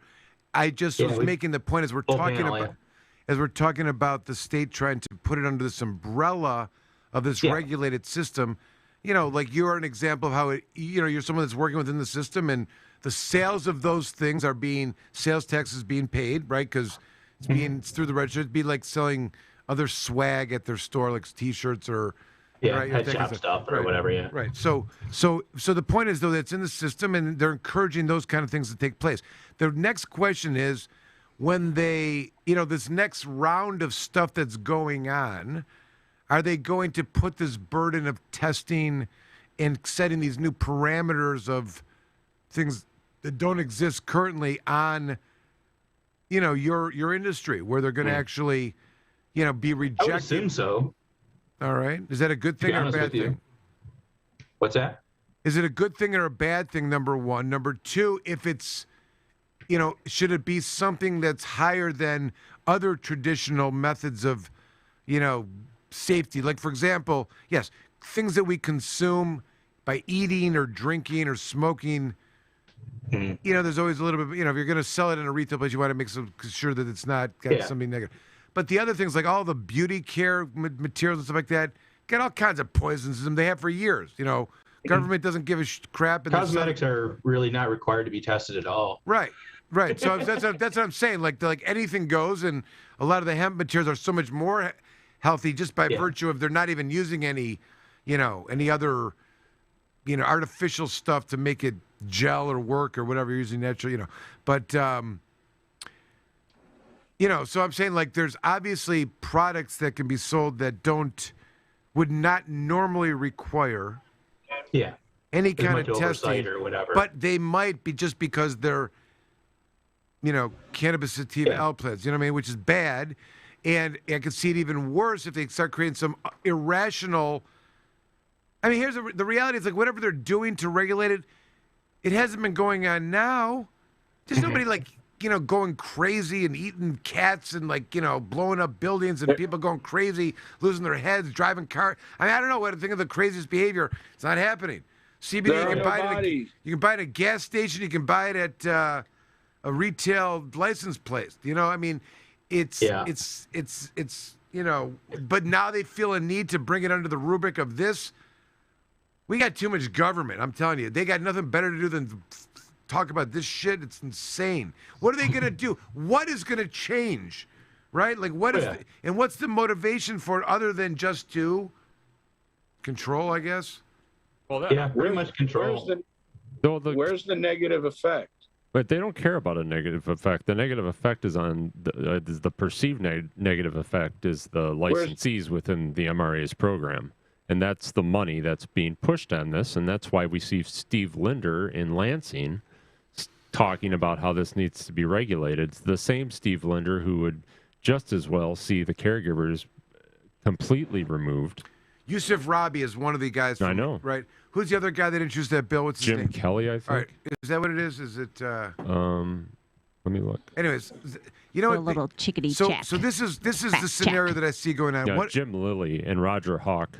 All right. So the introduction of this bill includes, amongst other things, a definition of THC.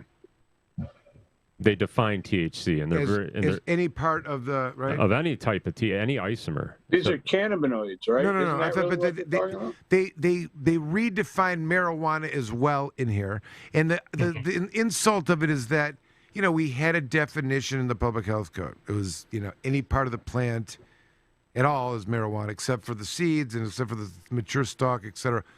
And then we had the MMA, and we got usable marijuana and by default not usable. We got plants as a separate entity. So now we've got more, right? And then you got Then you got a definition of plants that comes later in the MMA as opposed to just what do the feds call it, and all these things happen. Then you got like the tissue cultures now. All right. And then and then you have, of course, hemp. Yep. And hemp says the cannabis sativa plant is hemp by default. Well, this says it's this says it's marijuana. Stop. The federal law says this. This is like from 2014, 16. It's the law. It's the law of the land. It is the law of the federal government. People are driving this shit state to state, and it's okay so long as they're able to verify it is what it is. Federal cases, post office cases that support what I'm saying, and then some guy named what's his name? Jim. Who? Jim Kelly.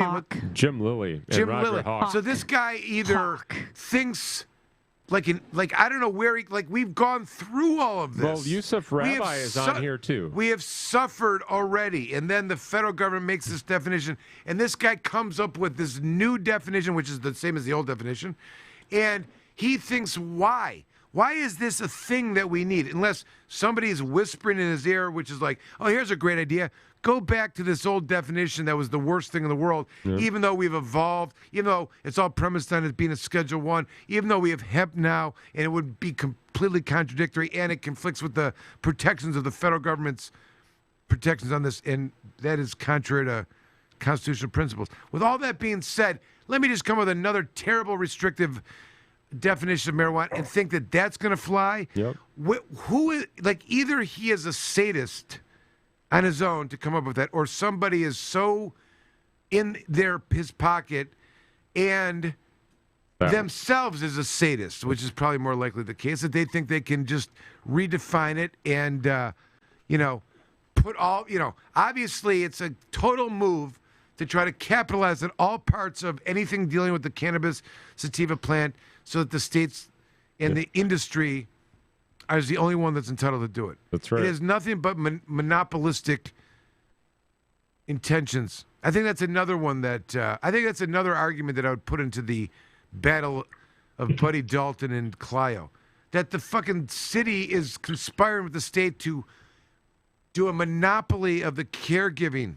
That's an argument. I got to think that one through a little bit, but that's something. Well, the two do run together. I mean, you already seen that, so. I've been talking. You guys go ahead and disabuse all that I said, or give me some thoughts on what's going on out there, because I think it's talked about a lot of stuff. I mean, is it just a wait? Is it a wait and see concept right now with the future of these carts for Delta 8 and CBD, or do you think the shit's going to hit the fan soon enough? And we've been waiting a long time for the feds to act. I know on the CBD, and I always thought that they were going to be really restrictive in. CBD, I think, is safe as a whole. I mean, it's when it comes down to the psychoactive nature of things, and depending on whatever level of psychoactivity that may be, they're going to. That's what they're using. Is there a consensus? Is there a consensus that THC or Delta 8 has a psychoactive effect? Is it Amanda's shaking her head. That's one of. It does, doesn't it? You guys. I would say it does. Probably not so much for somebody that consumes regular Delta 9 all the time. Can I ask a question? The whole thing. Let me say something. A lot of our conversation right now, I'm going to say, deals with the idea of white privilege. I say that jokingly. No, the idea that I'm getting at is that we're so ingrained in the shit that we've been around. Even though we're all free-minded people and we have a different view about cannabis, all of us. Is cannabis a psychoactive fucking thing at all? Is it psychoactive? Yeah, it is. Why? What does psychoactive mean? What? It impacts your brain chemistry, and it absolutely does. In what way? It's not in a negative way. There's been studies, dude. It affects your nervous system. It's all about. It's not. It's not. Well, that's something else. That is that is essential nervous system as opposed to psychoactive. Those are two different. But it does it through your brain. Yeah. Okay, but it doesn't impair like alcohol a person's. Yeah, but alcohol is central not nervous system. Alcohol is not psychoactive, right? So I don't know that psychoactive means impairment or effect upon central nervous system. Sure. It has it's supposed to effectuate the brain, The psychology, the psychology of it, or it affects your mood, your nervous system, your whole, but it does it through the brain. And that's how your conscious, your everything happens because that substance affects that part of your body. Anxiety is a psychoactive emotion, right? Anxiety, right?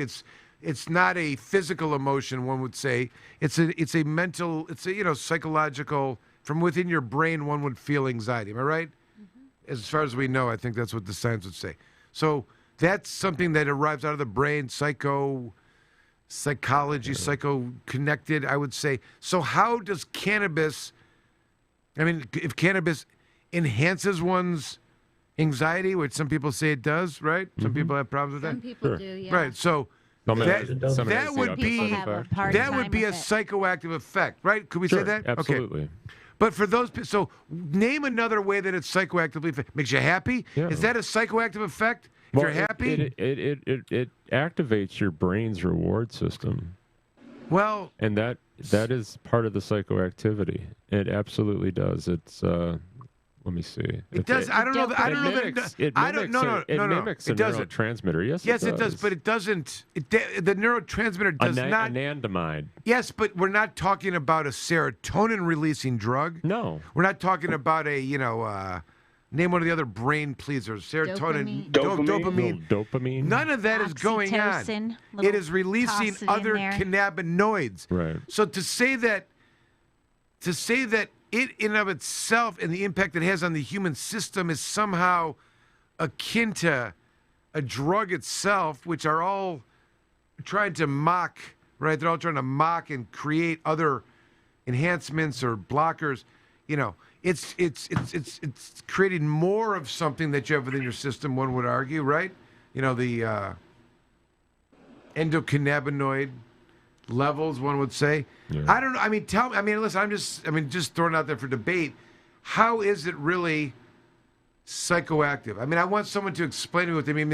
I understand what it's like when you get, you feel, okay, the principle or concept of being high or the concept of being stoned. What does that really mean? It depends on the person. Okay, but does it's mood altering? Yeah, it is mood altering. It could be happy or sad. Correct. That is not a psycho. That is something that it is psychoactive. For sure. Okay, but I'm saying this. That's exactly what it is. Then our brains in and of themselves are psychoactive drugs. Yeah, of course they are. Because without any drugs, you can get anxious. Yeah, but without any drugs, you can get happy. Yeah. By running around the block. Go ahead. If you look up the definition of a psychoactive drug or a psychoactive response, it's about the mood altering of the brain and how it affects consciousness and how it affects behavior. Right. I'm just playing devil's advocate. I think that, I get that. The idea of and this is what I'm saying. It's like the white privilege joke I made, that we've accepted the idea that psychoactive has a meaning that we can all relate to. Adam, you said something psychoactive that then has an impact upon, I could see if it's got someone's sense of time, if they lose track of time, that may be a psychoactive kind of impact of things. Yeah. I could see if somebody there were visual and auditory. Right, yeah, loses some ability to function as they normally would, right? Yeah, right. In some way. If someone's, I can see they get couch lock and they're kind of just like, like the commercial. Where you're just like deflated. Yeah, or you're deflating the couch. Yeah. But that's a good one. That could be from the cannabis. It could be from a lot of other things, and it's not that. Anyway, so what I'm saying is, you could just be really sweaty. What I'm saying is, You though, could just have too much sugar. are we not giving into this idea that cannabis in Sugar general crash. is psychoactive? I know we got started about Delta 8, but what is it really that we're talking about? Does it elevate your happiness? That can't be a psychoactive impact, because that's something that occurs naturally within the human. If I go for a walk around the block when I'm in a bad are you going to tell me, okay, let's talk about exercise is a psychoactive drug. Let's talk about in the world of pharmacopoeia. Let's talk about something like an SSRI. Are you going to tell me an SSRI isn't psychoactive? They have to put a category on it because it's psychoactive. What about a tomato? What about a tomato? If it has- impacts your brain chemistry, yeah, it's having a psychoactive effect. I Yeah, think what about nicotine? marijuana is just a little bit more pronounced What about because it's nicotine? What about nicotine? That's right. Who said that? Nicotine is Or for caffeine. It's not considered sure. So is psychoactive. caffeine, yeah. Chocolate. Yep. Do you like some chocolate? Yeah, who doesn't? I mean, Lots of things release. some Reese's. You're right. dopamine, Chocolate whatever, is and well. That serotonin. chocolate has got other reasons why it releases whatever. First of all, so what I'm saying though is, why is this any different than tobacco? Let's just say, or why is it any different than CBD? Because someone says it's got a psychoactive impact. What is it? Because it's a bunch of license holders that paid a lot of money. I know that, but I'm talking. That's not the problem. I'm The problem that these people are against, and what these people fear, is that their teenage children are going to walk into a corner gas station and pick this stuff up off the rack. That's what these people are afraid of, and some of them are just fear mongering, but that's what they're using, and their fear is that this stuff is going to be found in their kids' pockets at school and all kinds of places, and they believe that if they have it regulated in the legal market and it's under a metric tag, then like all the other cannabinoids, it'll be controlled. Well, what are they Mind trying to you, they control? won't. Not selling it to 18-year-olds? Can't they just say, got to sell to people 21 and old? What is the rule now? 18 for cigarettes? 21. What is it for cigarettes? Well, there's actually on those products. There's nothing. It's right. CBD or all of that is technically no Right. age limits. They wouldn't have in a shop. We say 21. Right. But The gummies are saying, but if smoking apparel, I would think that anything that's they sell vape stuff to people that are, I guess they do, right? Yeah. Well, you have to of be course they do. 21, but to get the vapes from the store, but Right. I it's don't know that tobacco- there I mean, was that's kinda we've if always it's tobacco, stuck with that. But Yeah, the 21 seems to be a reasonable Well, I age. never assumed that the unregulated THC market was selling to kids that were not allowed to buy, Nobody sells to kids. yeah, Come over on. the age of 18. Oh, wait. They can Why access the can't people? stuff. Why can't people just tell the truth? How many of you know dope dealers? How many of them ever sold to children? Come on, nobody would put up with that crap. Every single consult I have about the adult use licenses where I say only people that have a crime of selling to children, I don't think I've ever known of a case, and I certainly haven't represented anyone in that kind of case. So, Adam, I know exactly what you're saying. You're right. Now, do you want to know how children get it? I'll tell you how they get it. From their parents. They steal it Out of their from closet, parents. from their mom and dad, or their uncle. Okay. No, Or their whatever. cousin. I mean, it's like And liquor. that's You're what going to get these it people don't however. want- A little bit from But each. that's what these people don't want perhaps. to admit, is that they raise their For children pills. poorly, and they're Yeah, afraid their children that's a are big going to do issue. something they shouldn't to get it. So it's a sad state of affairs when people can't admit that their children are the problem. And then if somebody is selling to, I've always said, like if somebody is selling to somebody, there's a store. I mean, there's already a process for stores who sell to underage. Yeah. You know what I mean? It's kind of like, but because there's no actual ruling or law that says CBD products or this are 21 or 18, they can't actually slap somebody with something on it. You Yeah. know, so it's just a loophole. And again, not that it's really happening, but if it were, you know who's doing it. You know, and there's a system to stop it. You know, Chad in his store has to deal with the system of selling vape. You know, Well, tobacco. And I was just going to back up that with that with what you guys are talking about right now with like the Delta 8 products. You're 100% correct. CBD as well. That there's no age group or limit, excuse me. But I mean, if they're under 18, we don't sell Delta 8 products to them. Right. But on the flip side to that, reiterating to what Adam's saying, this all goes back to the parents, because I have witnessed, literally with my own eyes, somebody come in under 18, try to buy, this wasn't a Delta 8 product, it was a nicotine vape, turned them down, and the law has since changed. Now it's 21, but this was back, it was 18 still. And they, I turned them around, they walked outside, got in the car, and their dad literally got out of the driver's side vehicle and walked in and asked for what I just told his kid he couldn't buy. So yeah, the parenting is something else these days. Yeah, well, I mean, but they're using that against us. That's what they use against us, is the fear mongering for children.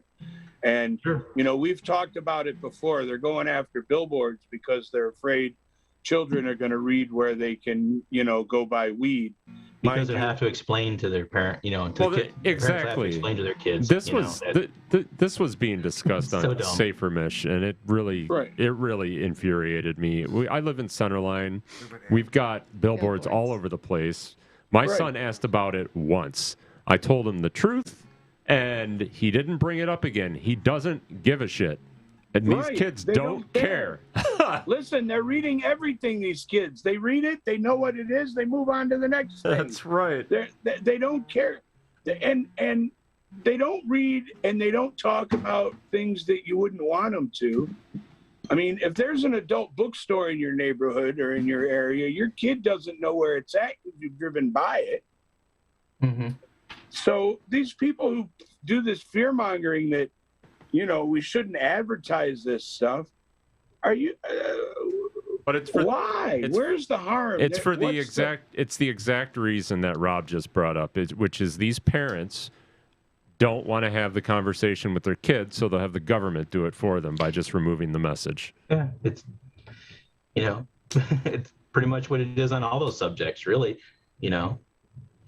the billboards that I've seen were pretty darn tasteful everywhere across the, you know, we recently drove and took a trip across a road trip across the country, and even in other areas, they were not, you know, like enticing kids, or they were all very classy, and it seemed like that was pretty It's a professional. non-issue. Yep. Yeah, it's not an issue unless somebody has time on their hands and they're in their car riding to work every day and have nothing else to do and decide it's a good idea to whip that little bill up. Yeah, well, no, it's the billboards that I saw leading up to the election that were anti-marijuana were more appalling and offensive, honestly, than any billboard I've seen for a dispensary. Yeah. Yeah. The dispensary ones as a whole, like their ones are all just, you know, directional. Yeah. Right. You know, That's there's really, I used to work in that field, so, and, you know, that's really all their really purpose is just directional. And then there's branding ones. Hot in here. Now, the branding ones, I haven't seen any that are bad. You know, No, I haven't big either. words of, you know, cannabis or like, you know, just, you know, weird imagery, you know, that may be considered child appealing. But other than that, nothing that's really, but again, as a cannabis person, I'm also not offended by a lot of that. But Yeah, and also as a branding person, I do pay attention to all that. You know what I mean? So it's interesting. It's, you know, the billboard industry finally got something that they could actually do something with for a while. And yeah, no kidding. now the industry, you know, the people want to stank out that, you know, which. You know. Well, I would think that billboard lobby is pretty strong. And I would think that once they explain that by losing all the cannabis industry, it'd force them it would force them to raise rates, especially on like the upcoming political ads. That I think a lot of it would. Right. Yeah, no, and then to adjust it some, you know, what is allowable, you know, like certain things that could or could not be allowed, like strip clubs. And I used to design strip club billboards. You know, you can't show anything more than chink. You know, that's what they are around the city of Detroit. You can't really show much of anything more than a headshot. You know, just because of all the different rules and regulations around it. So I mean, if there's that, there's that. But to outright ban. Well, in Michigan, you're not supposed to be able to show a leaf, right? Yeah. No, you're not supposed to. And there's some billboards that have incorporated portions and parts of leaves and whatnot. Yeah, parts and You know, I've always been fascinated that they haven't had a problem. But I think that there's just so much of it out there that look at MRA, you know, some of the packaging that's going around right now. That's like legitimate regular packaging that's in places. Colorful imagery, child, you know, I mean, they're little characters. You know, a lot of the Gauge stuff has, you know, a lot of really, you know, cartoony imagery. that was not supposed to be allowable. And the cookies guy, the cookie stuff is like pretty Yes, basic, a lot but of those ones are. C is for cookie. Yeah, those in itself. I mean, the name of it sounds That's delicious. good enough for but, me. Yeah. But I think by them not actually saying the word cannabis with their branding. What They're about the not names on there and stuff like the Gary Payton or whatever? Yeah. You know, those things. I mean, they could be drilling down, but I see 'em- there's just a lot of other things they could focus on other than that. And I think we've got a pretty decent situation going on with everybody having the ability to market, because there was a time in which you weren't allowed to, you know. So it's nice that that Yeah, and the billboards are opportunity is essential for there. dispensaries all over Michigan. Yeah. They really are. Because there's not that many of them, because there is a moratorium on the amount. It is hard to put up new ones. You know, it's really hard. Plus, in a lot of cities, they're locked away in some industrial area, and people don't that they're not easily found. And like you said, that those directional billboards are how people find these places. Yeah, especially in off the beaten path kind of things. It's just they really are, especially with how Michigan has them all through the, you know, the western side and that, you know, not in the, you know, ones that are popped up all around the outskirts of Lansing, all around, you know, the outskirts everywhere. Yeah, sad that, you know, just something they should have. Yeah. I was going to bring up another topic. It may be too late, though. There was that hit piece on at least, you know, I mean, I saw some of it as being a hit piece on the operators under Rule 19 that were still in existence. I say that probably because I've come to realize that the author of that MLive article, does anyone know what article I'm talking about, by the way? I'm talking about? Yeah, I do. All right. First, I know it's weird. I think he used to work for like the Lansing Pulse originally, or one of those kind of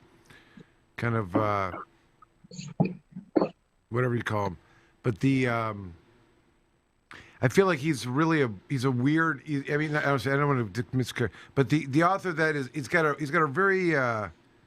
I question his integrity. Like I've had mostly good experiences when I've interacted with the press and them telling the story, not going to put in their own spin on it and whatnot, and injecting some of their own personality of what their beliefs are. But I've seen it on a number of occasions with this one particular writer. I felt he did it in this particular story on the Rule 19 operators.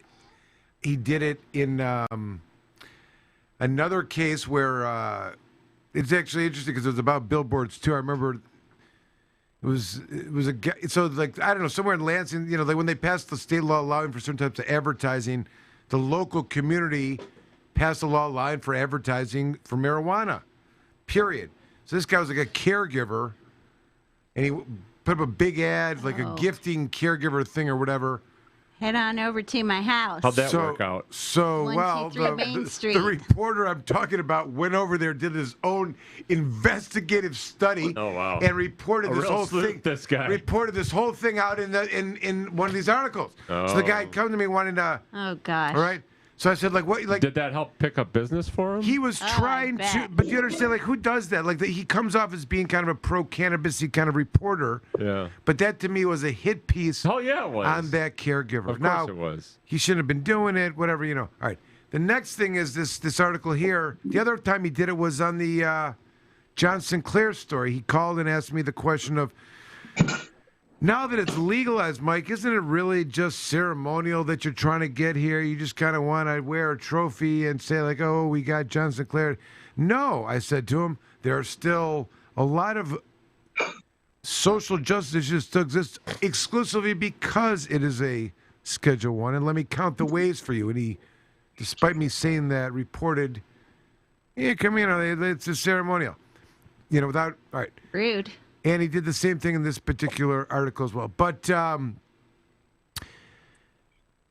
do know that I'm familiar with both of the facilities, and I know that they were not I don't think they operated in the same vein, if it matters, if anybody cares. But I know that the state is really against those that still exist for some reason, and they've been very hard at standing strong on whatever position they took in the original denial and not letting people get over the edge, despite being wrong, I think, in several situations.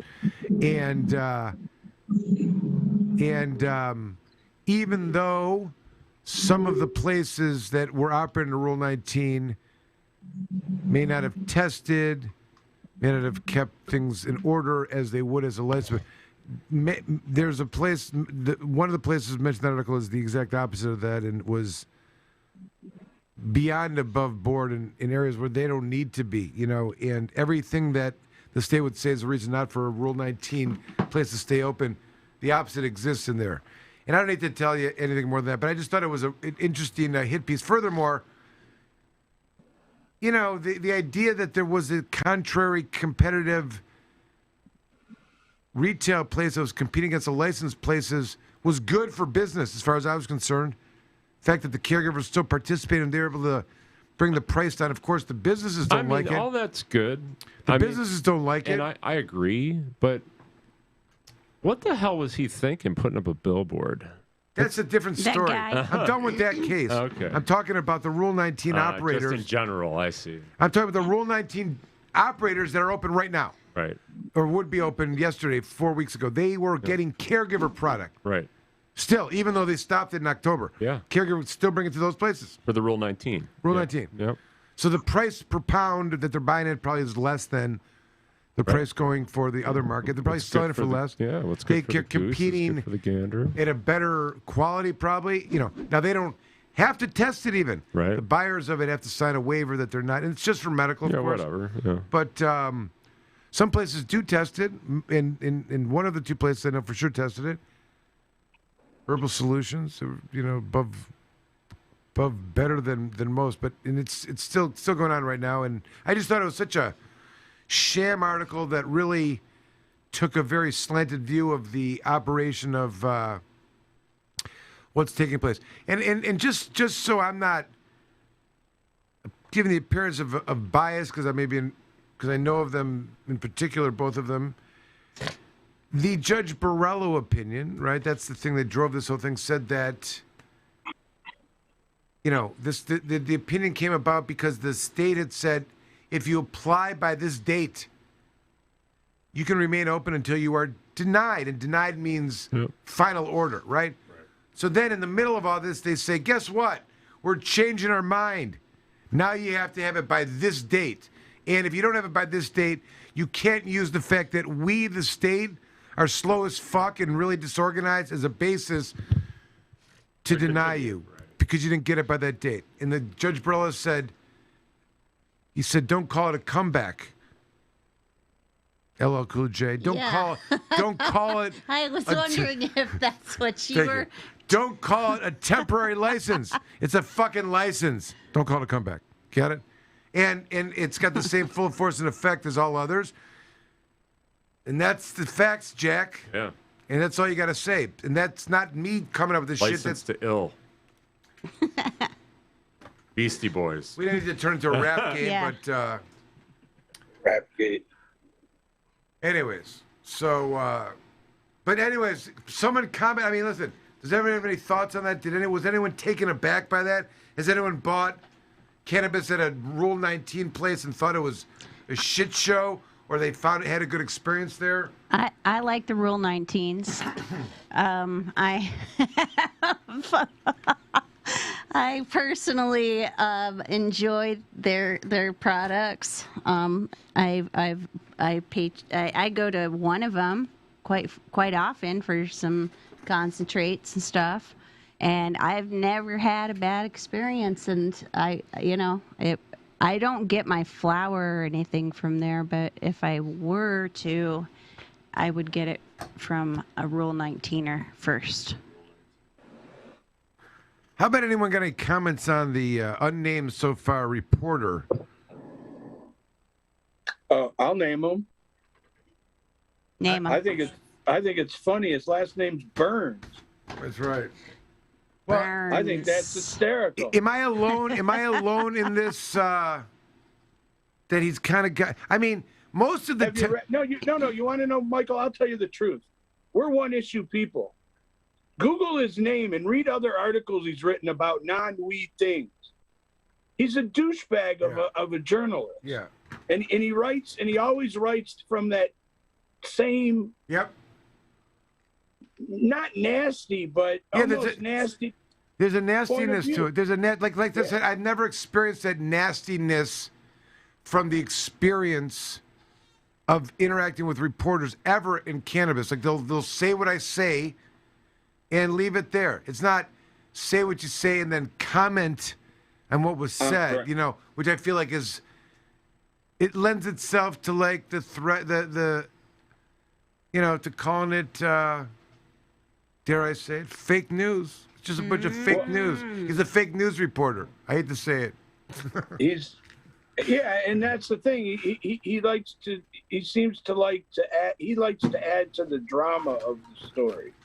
He likes to be the story. That's what I don't like about news. That's gonzo journalism, baby. Right.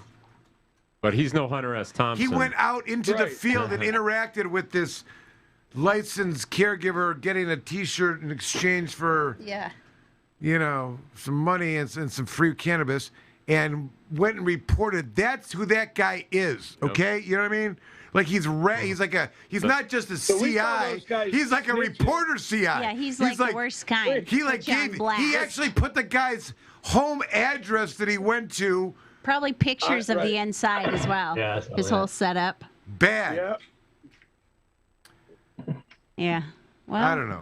I didn't mean to be so. It's sometimes it just comes right back around. He did not do us right on the John Sinclair, Adam. I'll tell you that. I felt like I remember talking about the 420 show. I remember that like let off with that because I was still talking about that at the time, and he was like, he had some snarky. It's snarkiness. He looks like a little snark in his snark. I don't know. Snarky. Whatever he does.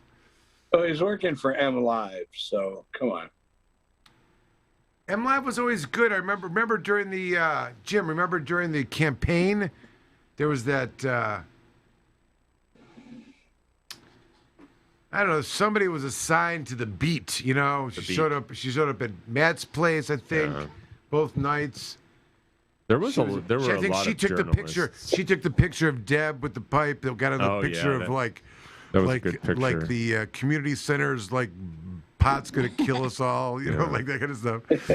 You know what I mean? Deb got the picture, I think, and then they like propaganda that into like they did. I think the Detroit Police Department used her image, I believe, for some anti-weed thing, or maybe it was something. It was one. Maybe it wasn't the police, but it was an anti-marijuana organization. That would be awesome. Yeah, and they used Deb's picture. It was pretty hilarious. I'd love for them to use my picture in an anti-weed thing. That's why I smoke weed in public. Yeah, it's good stuff. It's funny. But we got to shut it down. Yeah. It's time. Dan's getting cranky. We didn't get to any of the stuff. There's all these other. Next week we'll get back to it. Because we've got all kinds of stuff to talk about. It ain't going anywhere. Fed monopoly on swag research cannabis is not going away. And, of course, what judges said that got them in trouble is always a good one to return to. All right, for now, thank you, everybody. Appreciate you. I'm sorry if I didn't let you talk enough. Please join us again. Come back for more. And appreciate all your commentary, guys. And be safe this week. And hopefully we'll see you next week. And thanks, everyone, for listening out there. Any final comments here, anybody? Peace out. Shut it down, Dan. The Planet Green Trees Show. Join the Michigan Medical Marijuana Association today, michiganmedicalmarijuana.org. The MMMA is focused on the well-being and safety of medical marijuana patients. The MMMA site provides the most comprehensive and up-to-date news on legal issues, politics, research, cultivation, as well as the various strange products and methods of cannabis use. Come join the discussion with the most knowledgeable and passionate advocates in Michigan today. michiganmedicalmarijuana.org.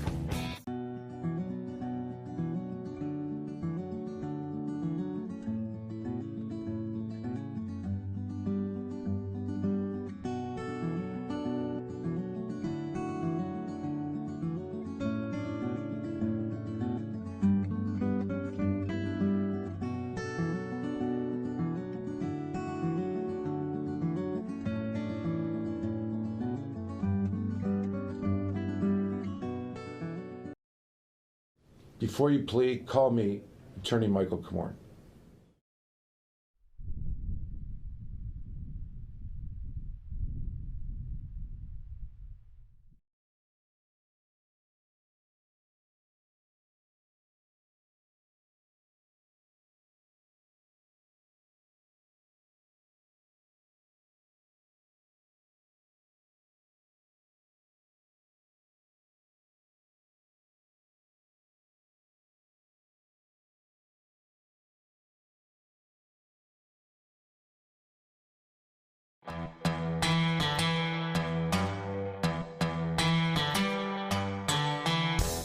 An important and historical farm crop in American agriculture is returned after having been classified as a controlled substance and illegal.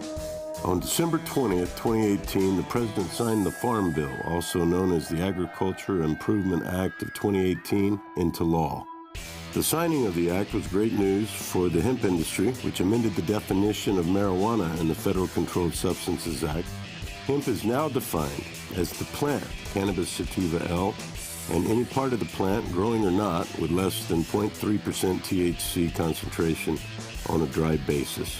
The plant itself is no longer a controlled substance. Hemp is one of the most versatile plants on earth. From clothing, fiber, paper, building materials, hempcrete, biofuels, CBD, and medical uses, it has been a part of America's industry for over 200 years. Even the United States Constitution was drafted on hemp paper. The time is now. If you're thinking of getting in the farming or processing of hemp, contact our global experts, legal, and consultation teams to make sure that you're on the right road when you venture into the new hemp industrial revolution. Michigan Hemp Industries has been a leader and advocate for the return of the hemp industry, so come be a part of the new revolution in agriculture in Michigan.